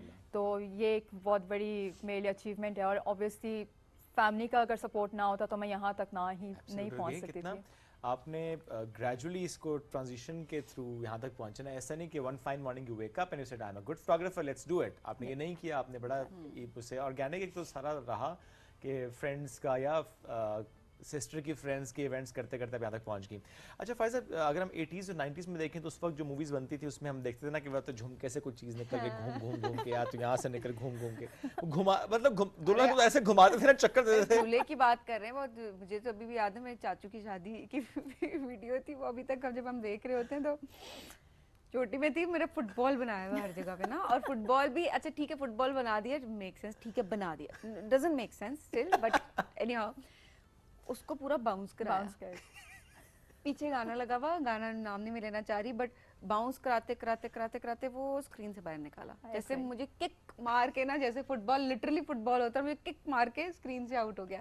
हम सब इससे रिलेट कर हाँ, सकते तो ये देखिए ना, सबीन तो फुटबॉल बनी, हम भी पता नहीं क्या क्या बने शादियों के उसमें, फोटोग्राफी में, सॉरी वीडियोग्राफी में। सो इस 80s और 90s में तो ये फुटबॉल ही बनते थे। सो फिर उसके बाद हमने देखा कि हाँ सबीन ऐसे था ना, घूम फिर रहे हैं। कहना नहीं था वैसे, ज्यादा हो गया, मैं मैंने बता दिया। अब मुझे तो बात याद रहेगी। सो उसके बाद हमने 2000s में ये देखा कि अच्छा थोड़ा सा सिनेमेटोग्राफी की तरफ शिफ्ट हुआ, फिर 2010-15 तक तो हमें यही नजर आया। उसके बाद हमें नजर आई reels, short reels and that's it. अब वो बड़ी बड़ी वीडियोस तो खत्म हो गई हैं, इवन सिनेमेटोग्राफी भी उस तरह से नहीं है, अब हमें छोटे छोटे रील्स ही नजर आती हैं जो आपके मोमेंट्स होते हैं जो आप कैप्चर कर रहे होते हैं। व्हाट डू यू थिंक, ये जो इस तरह के ट्रांजिशंस आए, एक तो ये कि ये तो बड़े अच्छे ट्रांजिशंस हैं जो होने भी चाहिए थे, बट और किस स्पेस पे हम जा रहे हैं, अब क्या ट्रेंड है, किस तरफ को बढ़ रहे हैं? स्टार्ट में पहले उससे कहूँगी कि जब स्टार्ट हुआ था तो पहले वीडियो देखने में मज़ा भी आता था। मुझे अच्छे से याद है कि जब हम पुराने ज़माने में जो वीडियोस होती थी तो हम पूरा ना घर इकट्ठा होता था शादी की वीडियो देखने के लिए। लाइक हम खानदान वालों को इकट्ठा करते थे कि VCR पे वो वीडियो लगेगी और हम पूरा वो देखेंगे, और उसमें मज़ा भी आता था। लेकिन जैसे जैसे अब बढ़ता जा रहा है ये जनरेशन, तो उसमें क्या होता जा रहा है कि आपकी ना जो विजन, उसकी एक लिमिट है। आप स्क्रीन टाइमिंग, लाइक आप 10 सेकंड से ज़्यादा उस रील को देखते हो, उससे ज़्यादा आपके बर्दाश्त नहीं है। लाइक आपका वो एक अटेंशन स्पैन इतना ही रह गया। हाँ, इतना ही रह गया कि आप उससे ज़्यादा देख ही नहीं सकते हो। तो अब क्या होता जा रहा है कि जितनी अब कुछ लोग, जैसे बहुत सारे लोग होते हैं जो ओल्ड स्कूल होते हैं या लाइक आजकल की न्यू जनरेशन है, लेकिन उनके जो पेरेंट्स होते हैं वो तो कहते हैं कि हम इतना इन्वेस्ट कर रहे हैं और आप हमें सिर्फ 5 मिनट्स की हाईलाइट बना के दे रहे हो, उसमें हम कुछ कैप्चर नहीं कर पाते, लाइक उसमें कुछ चीज़ नहीं आ पाती है। तो अब नई जनरेशन को वो चीज़ पसंद आ रही है और वो एक जनरेशन गैप भी बीच में आता जा रहा है। तो व्हाट वी डू कि हम उसमें दोनों के लिए थोड़ा सा कंपनसेट कर देते हैं कि कुछ हम उनके लिए बना देते हैं और कुछ हम फैमिली के लिए भी बना देते हैं। कि लाइक आई पर्सनली बिलीव कि अगर आप इतना इन्वेस्ट कर रहे हो किसी की भी फोटोग्राफी में या कुछ भी है, और आप इतना इवेंट पे इन्वेस्ट कर रहे हो, तो आई थिंक आपको इतना तो मिलना चाहिए। लाइक 30-40 मिनट्स की वीडियो तो मिलनी चाहिए। लाइक मेरी जब शादी हुई थी तो मेरे फादर ने मुझे कहा था कि मुझे अच्छी वीडियो लंबी चाहिए ना, तो मैंने जिन फोटोग्राफर्स को कहा था, मैंने कहा यार जितनी लंबी कर सकते हो उतनी करना, हर बंदा कैप्चर होना चाहिए। मेरी video around like 1 hour 20 minutes की है, और उसमें भी मेरे अबू कहते हैं इसमें 3-4 लोग मिसिंग है। तो लाइक अबू इससे ज़्यादा वो कवर नहीं कर सकता। हमारे पेरेंट्स की ये तो ख्वाहिश होती है ना कि अच्छा वो सब आए, वो तो कहते हैं, स्पेशली अपने पेरेंट्स की बात करें, वो कहते हैं कि वो जो खाने की टेबल पे एक डिश है ना, वो सब आना चाहिए इस वीडियो में। मैंने स्पेशली करवाई थी कि खाने की वीडियो होनी चाहिए, क्योंकि वो उनको ना होता है कि याद तो रहे कि हमने दिया क्या था। तो वो एक चीज़ है। और अब जो नया ट्रेंड आता जा रहा है वो तो और भी मुझे लगता है कि जैसे अब हमसे ब्राइड्स वगैरह वो ये डिमांड करती हैं कि आप हमें रील्स बना के देना है। वैसे आपकी शादी कवर हो रही है और आप रील्स पे कैसे बेस कर सकते हो? आपका एक होता है, आपने कभी जिंदगी में उस वीडियो को दोबारा भी देखना होता है। कहते हैं बस यही है जो है, बस रील्स का द्वारा रील्स बना दो, रीच आ जाए। इज इट बिकॉज़ कि अब पहले ये होता था कि अपलोडिंग का भी इतना नहीं होता था अपने पास रखना। अब शायद हम हर चीज, ये फैक्टर भी है, हम अपने इवेंट्स ही उस तरह प्लान कर रहे होते हैं कि हमने चीज को अपलोड करना दिखाना है। एग्जैक्टली दिखाना है। तो अपनी मर्जी के लिहाज से नहीं चल रहे होते कि हमें ये पसंद है, हमारी मीडियम ये, तो चल लोग ये देखना चाहते हैं तो हम ये बनाएं। अब जैसे मेरा जब मैंने फोटोग्राफी जिसको मैंने देख के शौक मुझे हुआ और सब कुछ, तो वो स्टाइल बहुत डिफरेंट है एज कम्पेयर टू जो मैं अभी करती हूँ। मेरा स्टाइल बहुत मूडी टोन्स, बहुत डार्क टोन्स में है, थोड़ा सा मूड्स को ऊपर ज़्यादा फोकस करना। लेकिन पिंडी इस्लामाबाद का थोड़ा सा एक इशू है कि उनको ना ब्राइट पिक्चर्स चाहिए होती हैं। लाइक उनको होता है कि हमें ब्राइट सबको चाहिए, और वो तो आपकी ना क्रिएटिविटी लेवल भी थोड़ा सा बैक एंड हो जाता है, क्योंकि आपने ऑब्वियसली एक ऑडियंस को प्रोवाइड करनी है वो चीज़। सही बात है। अपना क्रिएटिविटी लेवल आप थोड़ा सा पीछे उस वजह से करना पड़ता है। अब कुछ लोग कहते हैं कि आप अपनी क्रिएटिविटी को ना छोड़ें या कुछ ना छोड़ें, उसकी बेस पे आपको काम मिलेगा, पर वो मैंने करके देखा, मुझे लाइक यहाँ पे तो कभी भी नहीं मिलता, क्योंकि यहाँ के लोगों को वो चीज़, वो एस्थेटिक वाली चीज़, कहते हैं हमें गोरा प्यारा बस हमें गोरा चाहिए। हम पहले अच्छा इसमें भी ट्रेंड एक चेंज हुआ फोटोग्राफी में भी, कि स्टार्टिंग में पहले हम फ्लैश फोटोग्राफी करते थे। फ्लैश पहले डायरेक्ट फ्लैश होती थी, फिर बाउंस फ्लैश होना स्टार्ट हो गई। फिर एक टाइम आया कि हम लोग जो है वो एम्बिएंट फोटोग्राफी करते हैं। Like ambient in a sense कि हम उसमें एक्सटर्नल लाइट्स नहीं यूज़ करते, आपके जो इवेंट पे जितनी लाइट है हम उसी को यूज़ कर रहे होते हैं। उसके लिए आपको इक्विपमेंट भी बहुत अच्छा चाहिए, क्योंकि वो हाई रेजोल्यूशन होना चाहिए। उसके लिए मतलब मैं वो ट्रेंड देखती आ रही हूँ कि जिसमें पहले रील होती थी और फिर उसके बाद हम डिजिटल फोटोग्राफी पे आए, फिर हम उसमें फ्लैश फोटोग्राफी की, फिर वो, और जब तक आप उसके साथ साथ नहीं बढ़ते जाते हो, यानी कि एक जनरेशन के साथ साथ नहीं बढ़ते जाते हो, एस्थेटिकली नहीं बढ़ते जाते हो, तो आप पीछे रह जाते हो। तो आपको हर चीज़ हर दफ़ा नई सीखनी है। अब यूजुअली इंस्टाग्राम वगैरह जो है वो अपना एल्गोरिथम बार बार चेंज करता है, और आपको जितनी देर में आप वो समझ पाते हो वो अगला एल्गोरिथम चेंज हो जाता है कि अब आपने ये करना है। तो उस इतनी जल्दी जल्दी सब कुछ चेंज हो रहा आपको है, ट्रेंड को ज़ाहिर फॉलो करना होता है, अदरवाइज आप बड़े पीछे रह जाते हैं और फिर लोग उन लोगों को हायर कर रहे होते हैं जो ट्रेंड के साथ चल रहे होते हैं। अच्छा, ऐसे में मानिए हम अक्सर ये, अब मुझे जो पर्सनली नहीं पसंद, और हम जिक्र भी कर रहे थे कि हमारी बड़ी अच्छी एक कुलीग हैं जिनकी शादी की पिक्चर्स वो जो लग रही थी वो पिक्चर्स उस तरह की नहीं आई देखिए, क्योंकि इतने कलर्स अब होना शुरू हो गए ना, येलोइश से पिक्चर्स, जिसको एस्थेटिक, ठीक है एस्थेटिक्स नजर आती है, लेकिन उसमें कम से कम ये तो नजर आए ना कि लड़की कौन है, लड़का कौन है, उनकी शक्लें दिख रही हों। बैकग्राउंड इतना ज्यादा होता है कि बीच में चुन्ने चुन्ने से दिख रहे हैं, या क्लोज पिक्चर्स भी कुछ ऐसी होती हैं जिसमें एस्थेटिक्स ऐसी होती हैं, कलर्स ऐसी कर दिए जाते हैं कि जिसमें एक्चुअल जो दिख रहे होते हैं वो तो नजर नहीं आ रहा होता। आजकल ना बहुत फैंटेसाइज कर दिया है लोगों ने कि एक मतलब उसको ना, अच्छा ये एक और चीज़ है कि कुछ लोग ऐसे भी होते हैं जो कि बिलीव करते हैं कि हाँ हमें अपना एक अच्छा सा शूट करवाना है, या हमें कुछ लोग होते हैं जिनको परवाह ही नहीं होती, बस वो कहते हैं आप बस कर दें हमारा, और मैं उनको यही समझा रही होती हूँ, मैं कहती हूँ ऐसे लोग एग्जिस्ट कर रहे हैं जो परवाह ही नहीं है। नहीं, वो कहते हैं बस हमारा इवेंट हो जाए, और मैं उनको बता रही होती हूँ कि देखो ये इवेंट आपका ही है, तो आपका शूट पहले इम्पोर्टेंट है, बाकी लोग बाद में आएंगे, और उनको आपने पिक्चर शायद देनी भी ना हो, तो उनके लिए आप इतना तैयार हो कि आप आ रहे हो, सब कुछ और आप अपना शूट भी नहीं करवा रहे हो, तो वो चीज़ है। बाकी जो कलर्स वगैरह हैं वो थोड़ा सा ये होना चाहिए कि नेचुरल होने चाहिए। I believe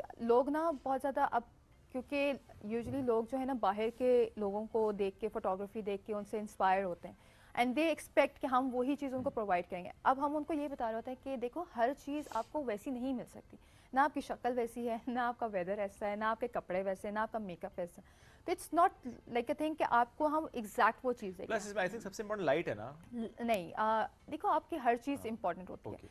like people usually से कि आपके हाथ में इतना प्रोफेशनल कैमरा तो आप कुछ भी ले सकते हैं, इट्स नॉट अ थिंग। आपके लाइट सबसे मेजर चीज़ होती है, लाइक 60-70% आपका लाइट होता है, लेकिन आपका गेटअप अगर आप अच्छे नहीं लग रहे हो तो फिर वो लाइट का भी फ़ायदा नहीं होगा। आपका मेकअप अच्छा होना चाहिए, आपका कलर आपके फेस से अच्छा होना चाहिए, लाइक कॉम्प्लीमेंट करना चाहिए। देन आपकी लोकेशन भी मैटर करती है कि अब लाइट अच्छी है लेकिन बैकग्राउंड में कुछ भी नहीं है, तो वो हम क्या ही ले सकते हैं। फिर थोड़ा सा ये होता है कि कंपैटिबिलिटी भी होनी चाहिए, लाइक कपल में भी कंपैटिबिलिटी होनी चाहिए। वो तो आजकल होती है, ज़्यादातर होती है, लेकिन पहले नहीं होती थी। वो और आजकल वैसे काफ़ी लोग ऐसे हैं जो कि मतलब वो होते हैं कि लाइक फर्स्ट टाइम ज़िंदगी में मिल रहे होते हैं एक दूसरे से, तो हम उनको बहुत ज़्यादा कंफर्ट करने की कोशिश करते हैं। उनका शूट आपको महीने बाद करना चाहिए शादी के। सही बात है, लेकिन वो शूट ही नहीं कराएंगे। हाँ, वो यूजुअली करवाते ही नहीं है, तो फिर यही होता है कि हम उनको ट्राई करते हैं। मेरे भाई की अरेंज मैरिज हुई, तो वो चूंकि जो हमारी भाभी थी वो किसी और शहर से थी, तो मेहंदी अलग अलग हुई, तो बाद में जब शादी की फोटोग्राफी होगी तो हमने कहा यार मेहंदी की तो उनकी फोटोग्राफी हुई नहीं, तो ऐसे करते हैं मेहंदी की भी करते हैं ना शादी के बाद। तो शादी के बाद हमने उनकी मेहंदी की फोटोग्राफी करवाई स्पेशली, तो मेहंदी वाली फोटोग्राफी और शादी वाली फोटोग्राफी में जमीन आसमान का फर्क था। वही बात है, वही बात है ना, कंपैटिबिलिटी की बात है। आप अगर उसके साथ कंफर्टेबल नहीं हो पाते हो स्टार्टिंग में, ऑब्वियसली हर कोई कंफर्टेबल नहीं हो पाता है, तो वो इतना नहीं बन पाते उस चीज़ का। तो लेकिन अब काफ़ी ट्रेंड चेंज हो गया खुद। और जो इसने प्लान करना होता है फिर वो कहता है भैया मुझे लोकेशन भी प्लान करने पहले से, वो पूरे उसमें दिमाग खा जाते हैं कि लोकेशन ऑप्शंस दें, ये अच्छा कहाँ शूट करेंगे, अच्छा ड्रेस उसमें मेकअप पे भी बहुत देखते हैं, अच्छा कहाँ से कराना है, वो इतनी प्लानिंग हो रही होती है चीज़ों की, तो इसलिए फोटोग्राफी फिर नेचुरली उसको मार्जिन मिल भी जाता है फोटोग्राफर्स को कि अच्छी फोटोग्राफी कर पाते हैं। आपका काम बड़ा अच्छा और रियली अप्रिशिएट दैट। और इस दौरान मैंने आपकी वालिदा का नाम ले लिया था फायजा, वानी थैंक यू वेरी मच। और फायजा साहब आपको भी शुक्रिया कि इतनी प्यारी बेटी आपकी है हमारे साथ, thank you very much for once again. हम बढ़ेंगे ब्रेक के जरिए, ब्रेक से वापस आएंगे, रहिए हमारे साथ, ये है राइजिंग पाकिस्तान।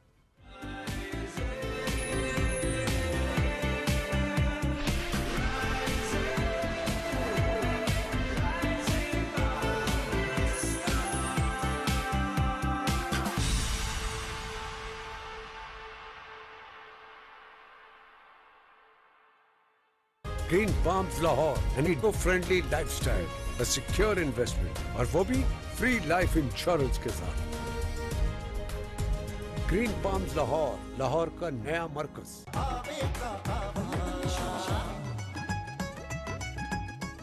वो टाइटैनिक जहाज भी इन्होंने ही बनाया था। अच्छा ना बताएं, नजर लग जाती है। 60 लाख दूंगा, इसमें डॉलर भी हैं। कोई अपना घर है यहाँ पे, मेरा मतलब कोई गैर महफूज नहीं है ये जेवर। मनूर चल तू अपना फोन अपने पास रख, ये भी रख।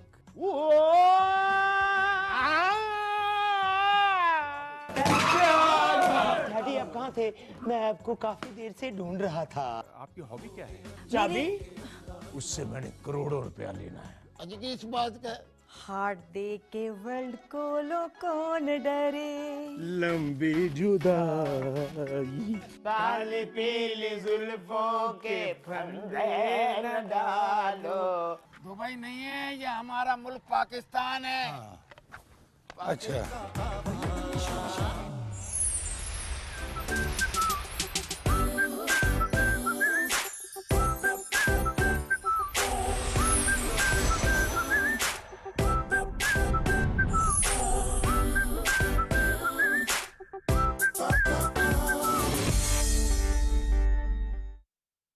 जानने की बच्ची मेरा फोन क्यों नहीं उठा रही? कहीं मेरे 500 लेके भाग तो नहीं गई? मुझे नसीहतें मत करो, घर से भाग के सीधा तुम्हारे घर आ रही हूँ। क्यों? तूने कुछ महसूस किया है? तो ये घर का माहौल नहीं तुझे अच्छा लग रहा? नाज़नीन गई है ना घर से, अब बेबे का राज। मेरी फुप्पो आ रही है। मेरी वाली फुप्पोरा है जो हर शे में नुक्स काटती हैं। हमारी लेडीज जो है ना वो गैर मर्दों के सामने नहीं होती। हाँ खामोशी, किसी खतरे की अलामत है। चांदनी है दीपा ਤੁਹਾਡਾ ਰਵੇ ਕੱਖ ਨਾ फोन कीता लैंड नहीं आए स्टेशन तो की समझा। अब होगा मेरा टारगेट पूरा। एक्सक्यूज मी, कौन हो मैडम? साइड पे हो। चलो बकवास बंद करो और किचन से निकलो। आज से ना सारे कार का कंट्रोल मेरे पास होगा। यार आते इंटरव्यू करना शुरू कर दिया, कुछ खाने का नहीं पूछोगी? वैसे अकलमंद लोग ना घर से खा के आते हैं। ये वो लिस्ट है जो मैं पूरा महीना माँ पुत्रों को भूखा नहीं मरने दे।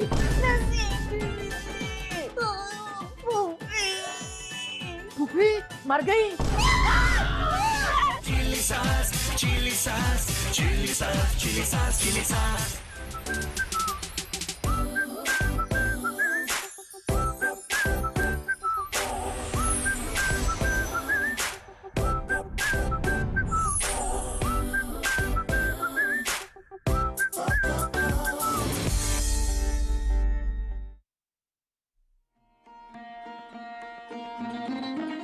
रात गए। पुरानी किताब के बोसीदा कागज की मखसूस खुशबू यादों के दरीचों से झांकती आपकी और हमारी मोहब्बत की दास्तानें। साज की लय में लिपटे महकते गीत। रातें भीगी हों, उदास हों या जवान हों, कॉफी की महक हो या चाय की प्याली से उठता ख्यालात का धुआं। बात कुछ भी हो, हम आपको यहीं मिलेंगे इस तिलिस्म होशरुबा में रात गए।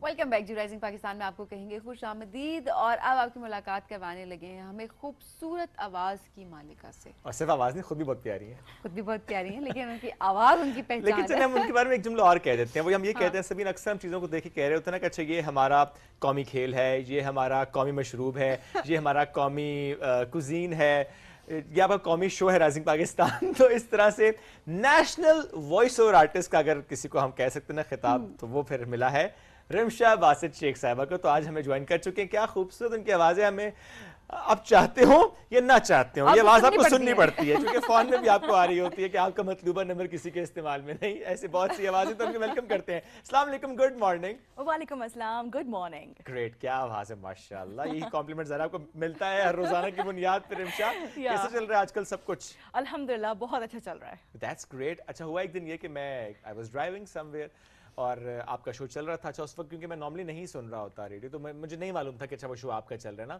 लेकिन आवाज़ कितनी प्यारी है, कितना अच्छा बोल रहे हैं। ऐसा सुनते जा एकदम एक शायरी आती है और मैं कहता हूँ वाह क्या बात है। जब एंड मैंने कहा ना, साइन ऑफ किया नाम है, मैंने कहा तो रिमशाद, मैंने फौरन शो कॉल किया, मैंने कहा रिमशाद वाज अ ग्रेट शो, बहुत मैंने एंजॉय किया।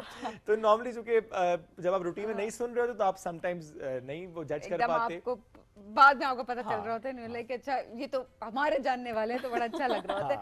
अच्छा रिमशा, कुछ आवाजें ऐसी होती हैं जो कि लोग नहीं भी सुनना चाह रहे होते लेकिन आपकी वो सुन रहे होते हैं, जैसे आपका मतलूबा नंबर दूसरी कॉल पे मसरूफ है। उसमें आशिकों के दिल टूट जाते हैं सभी। ये बात इस वक्त बंद है। अच्छा, बंद वाला मामला थोड़ा बेहतर होता है, दूसरी कॉल पे मसरूफ होना और बहुत देर तक मसरूफ होना वो बड़ा दिल टूट रहे होते, बिखर रहे होते कांच की तरह। आपको तो ये रिकॉर्ड कराते बड़ा ही मजा आया होगा। अच्छा, उस वक्त तो मैंने बहुत सीरियस नोट पर रिकॉर्ड करवाया था, लेकिन बाद में मुझे नहीं अंदाजा था कि इतना नफरत करने लगेंगे लोग मुझसे कि मौअज़्ज़िज़ सारिफ, आपका मतलूबा नंबर दूसरी कॉल पर मसरूफ है, बराए मेहरबानी इंतजार कीजिए। अब वो इंतजार खत्म ही नहीं होता।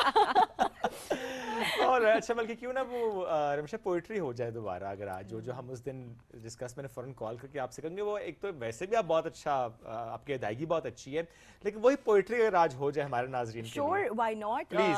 आपकी फेवरेट पोइट्री है और मुझे याद था कि आपको ये बहुत पसंद है, तो ये मैं साथ में सेव करके लाऊंगी, मैं पढ़ूंगी। शी न्यू इट ना। या प्लीज। तो कुछ इस तरह से है कि दिन निकले तो सोच अलग, शाम ढले वजदान अलग, उम्मीद अलग, आस अलग, सुकून अलग, तूफान अलग। तशबीह दूं तो किससे कि तेरे हुस्न का हर रंग, नीला अलग, ज़मरुद अलग, याकूत अलग, मरजान अलग। तेरी उल्फत के तकाजे भी अजब अंदाज के थे, इकरार अलग, तकरार अलग, ताज़ीम अलग, फरमान अलग।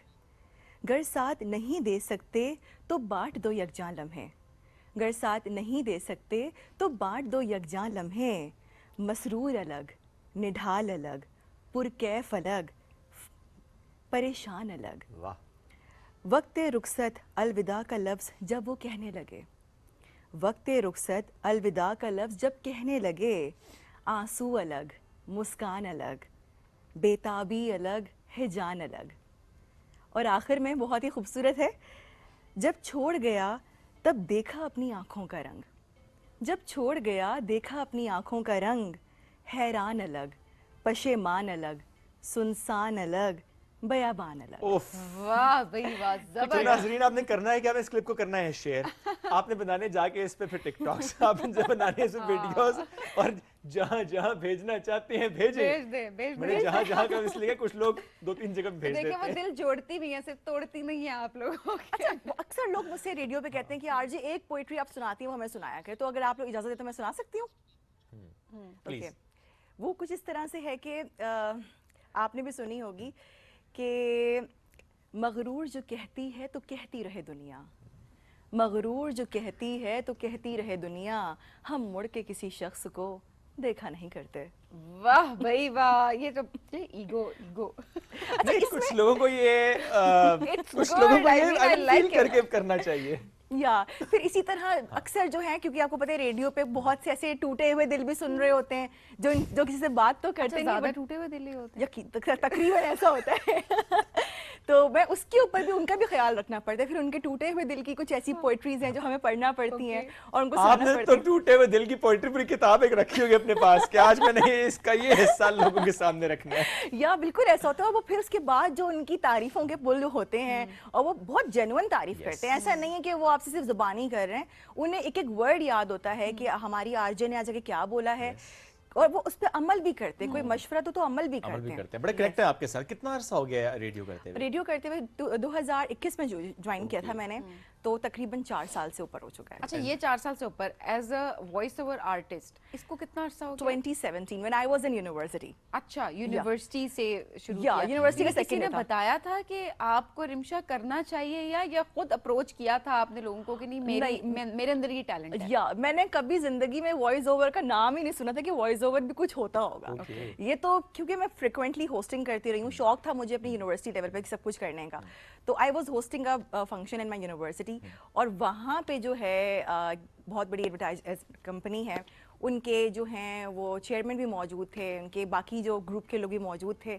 वहाँ उन्होंने मेरी पोइट्री में ही सही जो है ना, उन्होंने मेरी आवाज़ को जज किया एंड दे सेड कि आपको ना वॉइस ओवर्स करना चाहिए। तो दे जस्ट सेड कि आप आएँ और जो है चक्कर लगाएं और कुछ वॉइस ओवर सैंपल रिकॉर्ड करवाएं। तो कुछ वॉइस ओवर सैंपल थे जो मैंने नाम नहीं लूंगी, लेकिन मैंने पुरानी ब्रांड्स का जो किसी और ने किए हुए थे उनको मैंने अपनी आवाज़ में ना सैंपल के तौर पर रिकॉर्ड करवा दिया। और जब वो सेलेक्ट हुआ है विद इन अ वीक, तो वो सरकारी एयरलाइन का था और उसमें मेरी फिर आवाज़ रिप्लेस हुई। That was a very big honour for me कि एक बहुत कम एज में जो है, मैं सेकंड ईयर में थी यूनिवर्सिटी के। पे लाइंस याद है? या प्लीज, अब कम ईयर लाइन है, वी कैन डू इट ना। बाकमाल लोग, लाजवाब सर्विस, वेलकम टू PIA। अब यही हमें नजर सुनने को मिलता है एयरपोर्ट्स पे। या सब देखना है, मतलब एयरपोर्ट नहीं कहूँगा, हवाई अड्डा। हवाई अड्डे पे, रेलवे स्टेशन ही होता है ना सभी उर्दू में भी। नहीं रेलवे स्टेशन नहीं होता। नहीं होता, रेलगाड़ी स्टेशन ही हुआ ना। हाँ, ना रेलगाड़ी रेलवे अड्डा होता है। रेलवे रेलगाड़ी जब हवाई अड्डा से तो रेलवे अड्डा होना चाहिए। या एक बस अड्डा, लारी अड्डा। जैसे अगला स्टेशन गज्जू माता। लाहौर की मेट्रो स्टेशन। आपकी आवाज है? हाँ, अब आप अंदाजा करें। आप बस आप रमशा आपकी आवाज, हमें तो सामने हॉस्पिटल्स में भी आपकी आवाज सुनने को मिलती है। Ticket number 21, please proceed to counter number 2। आप बैंक जाएं, आप हॉस्पिटल जाएं, आप मेट्रो पे जाएं, आप कौन सा अड्डा था रेलवे वाला? मैं नहीं बोल रही दोबारा, रेलवे अच्छा रेलवे में जो है ना, नहीं है रेलवे में। मैंने अच्छा एक दफा मेरा इत्तेफाक हुआ कि मैं इस्लामाबाद से कराची जा रही थी, तो रावलपिंडी स्टेशन से जाना था, तो मैं वहाँ पे I was just waiting for my turn कि कब ट्रेन आएगी। अब ट्रेन आने वाली थी और हम पहले पहुँच चुके थे, एक अनाउंसमेंट हुई और अब यकीन करें वो कानों में दर्द था वो अनाउंसमेंट कि अब तो मैंने अपने भाई के साथ कहा, मैंने कहा हसन अगर इसको मैं मिमिक करूँ तो कैसा लगेगा? कहता तुम करो कुछ नहीं होता। मैंने कहा लोग ना जमा हो जाए। कहते कुछ नहीं होता, तुम करो। मैंने कहा कराची से नहीं, रावलपिंडी से कराची जाने वाली green line express platform number 2 पर आ चुकी है। बराए मेहरबानी तमाम मुसाफिरों से गुजारिश की जाती है कि अपना सामान लेकर बस ट्रेन में सवार हो जाएं। वाओ, अब रिप्लेस हो गई है वो आवाज? नहीं, अभी तक नहीं हुई है। तो सुन ले जी, कर ले रिप्लेस। प्लीज रेलवे वाले आप सुने जी, ये आवाज रिप्लेस करें। अच्छा एक वो भी, और एक गूगल मैप्स। अब गूगल मैप में जैसे कि अब हम सुनते हैं नॉर्मली कि अब वो खियाबान सुहरवर्दी रोड, तो अब देखें ना पाकिस्तानी आवाज हो तो कैसा है, खियाबान सुहरवर्दी रोड। यस, अगले सामने से उल्टे हाथ पे मुड़ जाइए, turn left, your destination will be on your left. तो वो पाकिस्तानी आवाज का तड़का होना चाहिए। भाई गूगल वाली बाजी में रिप्लेस होनी चाहिए, क्योंकि एक्सेंट डिफरेंट है ना, बाकी समझ नहीं आती है। वो हमारी सड़कों के नाम वो ऐसे लेती है बाजी, हम कहते हैं बाजी तू रहने दे, मैं पढ़ के मुड़ जाता हूँ। AKM फजल हक रोड। हाँ बिल्कुल, ऐसे होता है। AKM फजल हक रोड, बंदा कहता है यार फजल हक रोड है, सही तरह बताओ इसको। तो ये आवाज में रिप्लेस होनी चाहिए। एक और एडवाइस है आपके लिए, आप दोनों के लिए, क्योंकि आपका माशाल्लाह प्रोग्राम है बहुत अच्छा है, राइजिंग पाकिस्तान को आप लोगों ने राइज कर दिया माशाल्लाह से, और मैं तो कोई एपिसोड मिस नहीं करती इसका। तो यहाँ पे अगर कोई फोन नंबर हो और वहाँ पे आरजे रमशा की आवाज चले, thank you for calling rising Pakistan call करने का शुक्रिया। उर्दू में मालूमात के लिए 1 प्रेस कीजिए, for service in English press 2। Sabeen से बात करने के लिए 2 प्रेस कीजिए। शुक्रिया से बात करने के लिए 1 प्रेस कीजिए। और किसी से बात नहीं करनी, खाना खाना है तो खाना खा के चला जाइए। अच्छा मुझसे एक दफा मेरे एक फ्रेंड ने मुझे कहा कि रिमशा एक काम करो कि तुम ना ये जो अब ऑनलाइन शादी कार्ड्स आ गए हैं, अब तो जो है रिप्लेस हो रही है बहुत चीजें, तो क्यों ना ऐसा हो कि ना शादी के इनविटेशन भी जो है ना वो फोन पे दिए जाएं, कॉल रिकॉर्डिंग के थ्रू। तो तुम कोई करके दिखाओ। तो मैंने कहा मुझे ऐसे तो मैं नहीं करती, मुझे स्क्रिप्ट लगा तो मैं करूँ, करें ऐसी शौक में करके दिखाओ। तो मैंने कहा चलें ठीक है, मैं करके दिखाती हूँ। अस्सलामु अलैकुम ख़वातीनो हज़रात, मोहम्मद अली साहब के बेटे की शादी डैश डैश दिन पर मुकर्रर पाई है। आपसे गुजारिश की जाती है कि टाइम का ख्याल रखते हुए डैश डैश गार्डन में तशरीफ ले आएं और तोहफा लाना ना भूलिएगा। शुक्रिया। ये जो आपने टाइम वाली बात की है ना, मेरा ख्याल है इसको ऐसे ही एम्फसाइज किया जा सकता है शादियों के मौके पे, बिकॉज बहुत शादी कैसे भी एवरीवेयर, बट शादी के मामले में और ज्यादा था, हॉल का टाइम खत्म हो जाता है, लोग लेट आ रहे होते हैं, तो इवेंट का टाइम ही आपका कोई 40 मिनट्स गुजर रहा होता है। ऐसे ही है। रिमशा, आजकल क्या प्रोजेक्ट्स चल रहे हैं, फिलहाल क्या काम चल रहा है, थोड़ा उसको भी हाईलाइट कीजिएगा। फिलहाल पाकिस्तान की टॉप नॉच ऑर्गेनाइजेशंस हैं, कंपनी हैं, इसके अलावा हुकूमत के भी हैं, नॉन गवर्नमेंटल ऑर्गेनाइजेशंस भी हैं, और currently I am working with Punjab government as well. Wow nice. या पंजाब गवर्नमेंट के साथ किस वॉइस ओवर पे काम हो रहा है? अभी तो आप बहुत सारे सुन भी रहे होंगे और आगे सुनेंगे भी।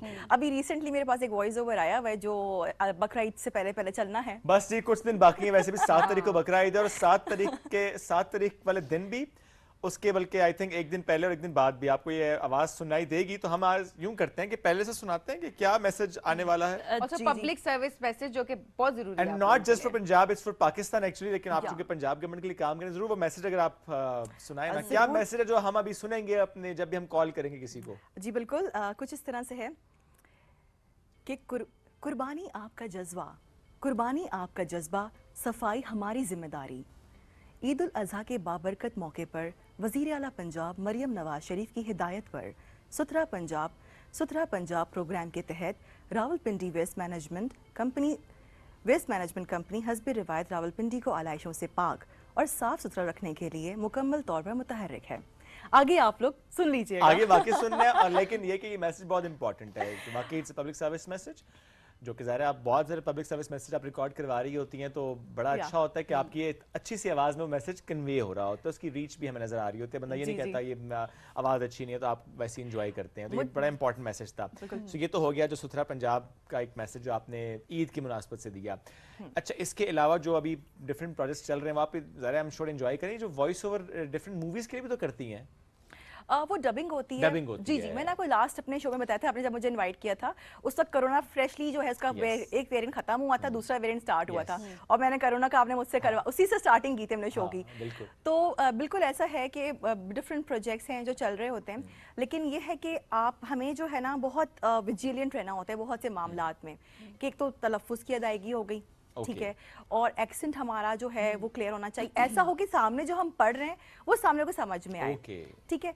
और इसके अलावा जो अभी प्रोजेक्ट्स हमारे मेरे जो चल रहे हैं उसमें ये है कि मेरी कोशिश ये होती है कि मैं अब मैंने प्रोजेक्ट की तादाद थोड़ी कम कर दी है, और ये मैंने खुद बाय चॉइस किया है, क्योंकि हमारे बहुत से ऐसे नौजवान हैं जिनको इस फील्ड में आगे आना चाहिए, ताकि यही नहीं कि ठीक है मैंने अल्हम्दुलिल्लाह बहुत अच्छा काम कर लिया है और बहुत जगह पे मेरी आवाज़ चल रही है, लेकिन मैं पर्सनली चाहती हूँ कि बहुत से ऐसे यंग वॉइस ओवर आर्टिस्ट जिनकी आवाज़ में वो पोटेंशियल है वो भी आगे आए, प्रैक्टिस करें, प्रैक्टिस से सब चीज़ें होती हैं, रातों रात आप एकदम वॉइस ओवर आर्टिस्ट नहीं बन सकते। Another very good message कि जब आपने अपना काम कर लिया होता है आप अगलों के लिए जगह बनाते हैं। जी बिल्कुल बिल्कुल यही। अच्छा, मैं ये देख रही हूँ कि आवाज बदलने में बड़ी माहिर है ये।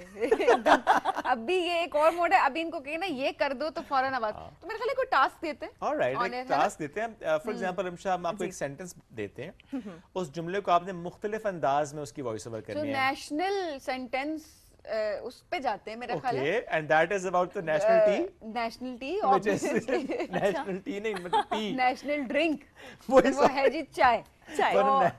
ये बड़े कम लोग हैं जो कहेंगे कि मुझे चाय नहीं पसंद, तो हम जरा चेंज करते हैं, हम कहते हैं जी मुझे चाय बहुत पसंद है। ये जुमला हो गया। ये आपने डिफरेंट जो हम कैरेक्टर्स आपको बताएंगे उस टोन में आपने उसकी अदायगी। Let's start with the cartoonic voice. Cartoonic voice, मुझे चाय बहुत पसंद है। वाओ, ट्राई किया है। okay. बहुत अच्छा। थोड़ा एक्सटेंड करते हैं जुमले को, है ना, ताकि उनके पास भी मार्जिन हो जाए एक्सप्रेस करने का। मुझे चाय बहुत पसंद है, पता नहीं कौन लोग हैं जिन्हें चाय पसंद नहीं होती। ओके, चलें। कार्टून, मुझे चाय बहुत पसंद है, पता नहीं कौन लोग हैं जिनको चाय पसंद नहीं होती है। ये तो बहुत कोई क्रिंज सा कार्टून लग रहा है। Anyway, okay. और खबरों के अंदाज में, मुझे चाय बहुत पसंद है, पता नहीं कौन लोग होते हैं जिन्हें चाय पसंद नहीं होती। अब यही जो अंदाज है ब्रेकिंग न्यूज वाला होना चाहिए ना। मुझे चाय बहुत पसंद है, पता नहीं कौन लोग होते हैं जिनको चाय पसंद नहीं होती है। Thank you Arnab Goswami. मुझ में शायद रू हो गई उसके। अल्लाह ना करे आपने किसी में नहीं आनी चाहिए। लेकिन हाँ, जो जिस तरह से खबरें या जिस तरह से वो गुफ्तगू स्पेशली शोएब जो उनका हाथों का जो पोस्चर होता है और मुझे चाय बहुत पसंद है, जिसको पसंद नहीं है वो गेट आउट हो जाए। सीरियसली ऐसे होता है यूं वो ना, मुझे लगता है उनके ट्रैफिक वार्डन भी है ना, वो खबरों के साथ यूं भी ट्रैफिक को भी डाइवर्ट कर रहे होते हैं। बिल्कुल ऐसे ही है। ऑलराइट, ड्रामाई अदाकारा के अंदाज में मुझे चाय बहुत पसंद है। पता नहीं कौन लोग होते हैं जिनको चाय पसंद नहीं होती। अच्छा, ये सुनते हुए कोई ऐसा माइंड में आपके खातून आई हो, सबीन को एक्ट्रेस आई हो जो ये जिनका ये ड्रामाई अंदाज हो सकता है? मीरा जी आई है मेरे माइंड या अल्लाह। मैंने कुछ नहीं कहा, अरे जो किया उन्होंने किया, जो कहा इन्होंने कहा है। नहीं कहलवाया खैर आपने है, लेकिन मीरा जी मुझे मतलब कोई ऐसी कोई बुरी आवाज नहीं, लेकिन she is very expressive. Exactly that's the point, she is expressive. तो ऑब्वियसली उनके एक्सप्रेशंस जो है वो उनके बात करने में ज़ाहिर सामने आ रहे होते हैं। और क्या शेर पढ़ती हैं? अच्छा जी, अच्छा बच्चों के अंदाज में।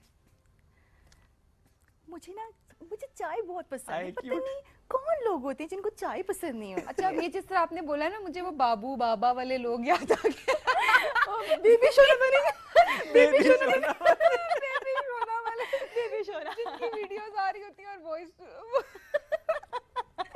मीम्स आ रहे होते हैं, और वो मुझे याद आ गया। मेरे बाबू को चाय नहीं पसंद। अच्छा नहीं, अच्छा वैसे कि मेरे बेबी ने खाना खाया, ये इनसे कराते हैं कोई इस तरह के बेबी शोना वाले जो क्रिंज सेंटेंसेस हो, काबिले डोंट से क्रिंज, क्यूट होते हैं वो। उनके लिए क्यूट होते हैं, हमारे लिए क्रिंज होते हैं। ओके, वो अगर कुछ बोलेंगे मुहज़्ज़ब। जी जी बिल्कुल बिल्कुल। मेरे बेबी आपने गोट ले लिया सैक्रिफाइस के लिए? नहीं, एक्चुअली काऊ मंडी में ना बहुत रश होता है, तो आप कब तक जाएंगे? तो प्लीज थाना खा के जाइएगा। शुक्र है ये ऐड नहीं हुआ। और मेरे लिए पिंक कलर का बकला लेके आना है। Yes, with pink horns. क्यों भाई, ये सिर्फ लड़कियां नहीं करती है, लड़कों का भी हमने लड़के पिंक नहीं मांगते, करते हैं ना। बिल्कुल, मैंने ब्लू मांग रहे होंगे, फिर चले पिंक और ब्लू। अच्छा, लड़के के अंदाज में वो जो कोई भी। अच्छा, इसी तरह का हाँ, मतलब फॉर एग्जांपल वो क्या, मतलब ये तो ज्यादा हमें लगा ना, जैसे एक लड़की ने अपने शोना को, जिसको भी मोना, जिसको भी कह दिया शोना मोना जो भी था। अच्छा, लड़के कहते बेबी मैं बस अभी जा रहा हूँ मंडी, तो डोंट वरी, मैं कोशिश करूँगा कि पिंक कलर का बकरा तुम्हारे लिए देखूं। अगर पिंक कलर का नहीं हुआ तो रेड एक्सेप्टेबल है, अगर नहीं होगा तो मैं हॉर्न लेके आऊंगा, साथ में हेयर बैंड लगा देंगे उसके सर पे। वो आपने देखे हुए colourful hair band. Too good. अच्छा, आई एम श्योर कि जब भी किसी महफिल में, स्पेशली ऐसे लोग जो कि पहली बार मिल रहे होते हैं, वो तो बहुत ज़्यादा फरमाइशें करते होंगे ना, हम शायद अच्छा ये वॉइस ओवर, हम शायद अच्छा वो वॉइस ओवर सुनाओ। तो कौन सी ऐसी वॉइस ओवर होती है जो कि ज़्यादा फरमाइश करके रिकॉर्ड कर रहे होते हैं? आपका मतलूबा नंबर। इस कॉल को मिलाने के लिए आपका बैलेंस ना काफ़ी है, बराए मेहरबानी अपना अकाउंट रिचार्ज करें। तो एक दफ़ा कोई रिकॉर्ड कर रहे थे, मतलब कोई वीडियो बना रहे थे ना, एक फैमिली गई थे, तो जब उन्होंने वीडियो स्टार्ट की तो उन्होंने कहा ये तुम बोलो। मैंने कहा ठीक है। मैंने कहा कि ओके, मुअज़्ज़ज़ सारिफ, इस कॉल को मिलाने के लिए आपका बैलेंस ना काफ़ी है, बराए मेहरबानी अल्लाह के वास्ते ये पकड़ें 100 रुपये, अकाउंट रिचार्ज कर दें। And he was like what? मैंने कहा आपकी पिक्चर वीडियो को मैंने तड़का दिया है क्योंकि आपके मोबाइल में बैलेंस नहीं होता। मुझे लगता है आप गाती भी अच्छा होंगी। मैंने कभी ऐसे ट्राई नहीं किया। हाँ, बचपन में नाते बहुत शौक से पढ़ी हैं। कुछ अगर कोई गाना पाकिस्तानी हमारा अच्छा सा कोई अगर ट्राई करें आज हमारे प्लेटफॉर्म पे, बिकॉज हमने वॉइस ओवर बड़े सुने, मुझे लगता है आपकी आवाज बहुत प्यारी होगी। अभी मैं कल परसों मैंने अपने शो में, फ्राइडे को मेरा शो था, तो एक लिसनर की फरमाइश है कि आप एक पुराना सॉन्ग लगा दें। तो वो ये था कि रूठे हो हम तुमको कैसे मनाए पिया, बोलो ना बोलो ना। तो मुझे पूरा नहीं आता, लेकिन मैंने उनकी फरमाइश पे लगाया, बाद में मैंने गुनगुनाया अभी। तो उसमें एक आखिर में जुमला था, वरना मैं रो दूंगी फिर ना कभी बोलूंगी, और उसके बाद अपनी जान दे दूंगी, तुम जो कहो तो हम मर के दिखाएं पिया, बोलो ना बोलो ना। वैसे मेरी आवाज अच्छी नहीं है सॉन्ग में। अच्छी आवाज है। मैं फिर आपको टास्क दे रहा हूँ, बल्कि आइडिया दे रहा हूँ, ये फिर क्लिप काटिए और टिकटॉक पे लगाइए, अच्छी रीच आएगी। दुआएं देंगे आप मुझे टिकटॉक पे। जैसे पोइट्री हम थोड़ी सी और अगर हाँ, पोइट्री अगर और है कोई पोइट्री आपको इस वक्त लिखी? जी जी, मुझे एक याद है, अक्सर ये लिस्टर मेरे इसकी भी बहुत फरमाइश करते हैं कि मुझसे मेरी उम्र का खसारा पूछते हैं, मुझसे मेरी उम्र का खसारा पूछते हैं, यानी लोग मुझसे तुम्हारा पूछते हैं। मैं उन्हें कहती हूँ कि ताल्लुक नहीं रहा अब, उन्हें यकीन नहीं आता और दोबारा पूछते हैं। वाह, यही पे खत्म। हाँ, क्या बात है। ये आजकल ये Very, very शेर आप relatable. बड़े हिट कर रहे हैं शुभ साहब। जरूरी तो नहीं होता। नोट कर रहे हैं हम लोग यहाँ पे बैठ के, ये वाले शेर जो है ना खसारे वाले और दुखी दिल वाले, ये इनको आपने भी नोट नहीं किया? नहीं, बहुत अंदर से निकल रहा है। क्या हुआ शेफ? इनके बड़े अंदर से वाह बड़े अंदर से निकलता है। वेरी मच फाइन, लेकिन देखें समटाइम्स ये होता है कि जी लेट मी बैलेंस इट। जी प्लीज डू, बिकॉज़ जरूरी हो गया। Someone is watching. Please do. नहीं, वो होता है कि आपके आसपास भी कोई होता है जो कि किसी फेस से गुजर रहा होता है, तो आप चूंकि उसके साथ बहुत रिलेट कर रहे होते हैं। वो उनकी बात तो नहीं कर रहे आप, वो जो सफेद कपड़ों में? तकरीबन उन्हीं की बात हो रही है। वो जो परे बैठे हैं, जो उनसे परे बैठे हैं, वो ये समझ बैठे हैं कि हम उन पे मरे बैठे हैं, हालांकि हम उन पे मरे बैठे हैं जो उनसे परे बैठे हैं। वो क्या बात है? परे बैठे हैं, वो ये मेरी मर्जी बैठे हैं कि हम मेरी उन पे मर्जी मरे बैठे हैं, पर हम उन पे मरे बैठे हैं जो उनसे परे बैठे हैं। चल दूर परे बैठ। बेड़ा गर्क कर दिया पूरे शहर। मेरी मर्जी, मेरा शेर, मेरी मर्जी। ये सही बोला आपने, मेरा शेर मेरी मर्जी। देखिए, मैं तो शेर के साथ, गाने के साथ एंड समटाइम्स स्क्रिप्ट के साथ भी ऐसा कुछ साफ करते हैं। तकरीबन स्क्रिप्ट के साथ तो नहीं आप करते, वैसे कभी कभी हो जाता है, लेकिन वो लगता है बैलेंस हो जाता है। लेकिन हाँ, रिमशा आपकी तो इतनी फ्लॉलेस माशाल्लाह वॉइस है और इतनी आप उसमें मंच गई हैं, कभी फंबल होते हैं आप? कभी बहुत दफ़ा हो जाते हैं। अच्छा। रेडियो लाइव हो जाते हैं रेडियो पे, लेकिन ये कि अब रेडियो पे बैठने का फ़ायदा ये होता है कि आपकी जो ट्रेनिंग होती है वो ऐसी होती है कि आप, अब जैसे आप लोग माशाल्लाह लाइव हैं इस वक्त, इसी तरह रेडियो पे भी ये होता है कि गलतियां हो जाती हैं, इंसान हो जाती हैं, लेकिन ये कि गलती को फ़ौरन डिटेक्ट करके आपको सही करना होता है। इन केस कोई नाम गलत ले लिया तो आपने माजरत करके आप नाम सही ले लें। कुछ ऐसे वर्ड्स हैं जो नहीं इस्तेमाल करना, तो मेरी पूरी कोशिश होती है कि मैं स्लैंग इस्तेमाल ना करूँ, और मैं बिल्कुल उसको मैंने डिक्शनरी से हटा दिया है अपनी। और कोशिश होती है कि जो नॉर्मल, देखिए जो मैं नॉर्मली घर में बात करूंगी, जो मैं दोस्तों में बात करूंगी, मेरा वही लहजा जो है मैं कैरी करूंगी। तो मेरी कोशिश होती है कि दोस्त हो, फैमिली हो, कहीं पे भी हो, मेरा तलफ़ुज़, एक्सेंट उनके साथ भी ठीक रहे। ये मेरी आगे जाके ट्रांसमिशन के लिए भी ठीक अच्छा, रहेगा। वेरी सॉफ्ट स्पोकन, कभी गुस्सा आता है तो तब भी सॉफ्ट अंदाज में ही बात हो रही होती है या फिर दे मार 4.5? मुझे गुस्सा बहुत कम आता है, लेकिन आता है तो मैं गुस्से में कभी अपनी तहजीब को और अपने मुहज़्ज़ब अंदाज को लाउड नहीं होती। नहीं, मेरी आवाज़ का एक लेवल है, उससे ऊंचा नहीं जाता, और मेरी कोशिश होती है कि मैं उसमें ही रहकर गुस्से के दौरान मैं कमरे से बाहर चले जाती हूँ, या मैं उस जगह से हट जाती हूँ जहाँ पे मुझे गुस्सा आया हुआ होता है। लेकिन विद इन 5, 10, 15 मिनट्स के बाद मेरा गुस्सा खुद ब खुद कूल डाउन हो जाता है। सब ये बात समझें, सीखें, ये बहुत जरूरी है। लेकिन ऑनेस्टली स्पीकिंग मुझे गुस्सा बहुत कम आता है, और अगर आ भी जाए, मुझे शदीद आ भी रहा होगा, तो एक चीखने वाला एलिमेंट होता है ना, वो चीखने वाला एलिमेंट नहीं है। मैं कभी भी अपने गुस्से में अपने आप को नुकसान नहीं पहुंचाती, ये मेरा जो है रूल है। क्यों गुस्से में इंसान सबसे ज्यादा नुकसान अपने आप को ही बिल्कुल ऐसा ही है, अगले बहुत हीट होते हैं, उनको नहीं फर्क पड़ा होता। देखिए, आप चीख रहे, चिल्ला रहे हैं, आप कुछ भी कर रहे हैं, नुकसान किसको हो रहा है? आपका बीपी हाई हो रहा है, आपका मतलब पूरा बैलेंस बॉडी का आपका डिस्टर्ब हो गया, आपके माइंड का पूरा बैलेंस। तो कुछ ऐसा करें कि अगले को फर्क पड़े, कुछ करें कि अगले को फर्क पड़े। खामोश, स्माइल करना शुरू कर दें। मैं तो कहता हूं कि जिससे किसी को तकलीफ हो रही है वही काम रिपीट करें। मत करें, खतरनाक इरादे हैं शुएब आपके। I mean, for example, कोई अनड्यू आपके साथ कर रहा है, मुसलसल किए जा रहा है, तो उसे तकलीफ तो पहुंचानी पड़ेगी ना, in your own decent way. ना पहुंचाए जी, हम नहीं ऑन एयर इसको प्रमोट करते, हम कोई आपको तंग कर रहा है ना, और मुसलसल तंग कर रहा है, मना करें जी। फाइन लेवल्स है ना, पहले आप मना करें, फिर आप हाथ से रोकें, फिर आप दिल में बुरा समझें। मैं कहता हूँ कुछ ना कुछ करें, डू समथिंग, कुछ इसलिए करें सभी। देखिए, नहीं, लेट मी ऐड दिस ना, वो आपकी बात दुरुस्त है, बट अगर अगला मुसलसल आपको इतना तंग करे, इतना परेशान करे, इतना जिच कर दिए जिससे आपकी पर्सनल प्रोफेशनल लाइफ मुतासिर हो गई है, देन डू समथिंग। नहीं, फिर भी नहीं, प्रोग्राम का वक्त खत्म हुआ। अच्छा, क्लोजिंग रिमशा से कराते हैं। Rimsha, in your own way, please close the show today. Okay, rising Pakistan आके कैसा लगा, then close the show. Rising Pakistan आके बहुत अच्छा लगा, शोएब से मिलके, सबीन से मिलके बहुत अच्छा लगा, और सिर्फ इनसे ही नहीं, आप सबसे मिलके भी बहुत अच्छा लगा। तो अब हमें दीजिए इजाज़त, इंशाल्लाह मुलाकात होती है कल एक नए शो के साथ। तब तक के लिए मुझे आरजे रिमशा बासित शेख को दें इजाज़त, शोएब और सबीन के साथ अल्लाह हाफिज़।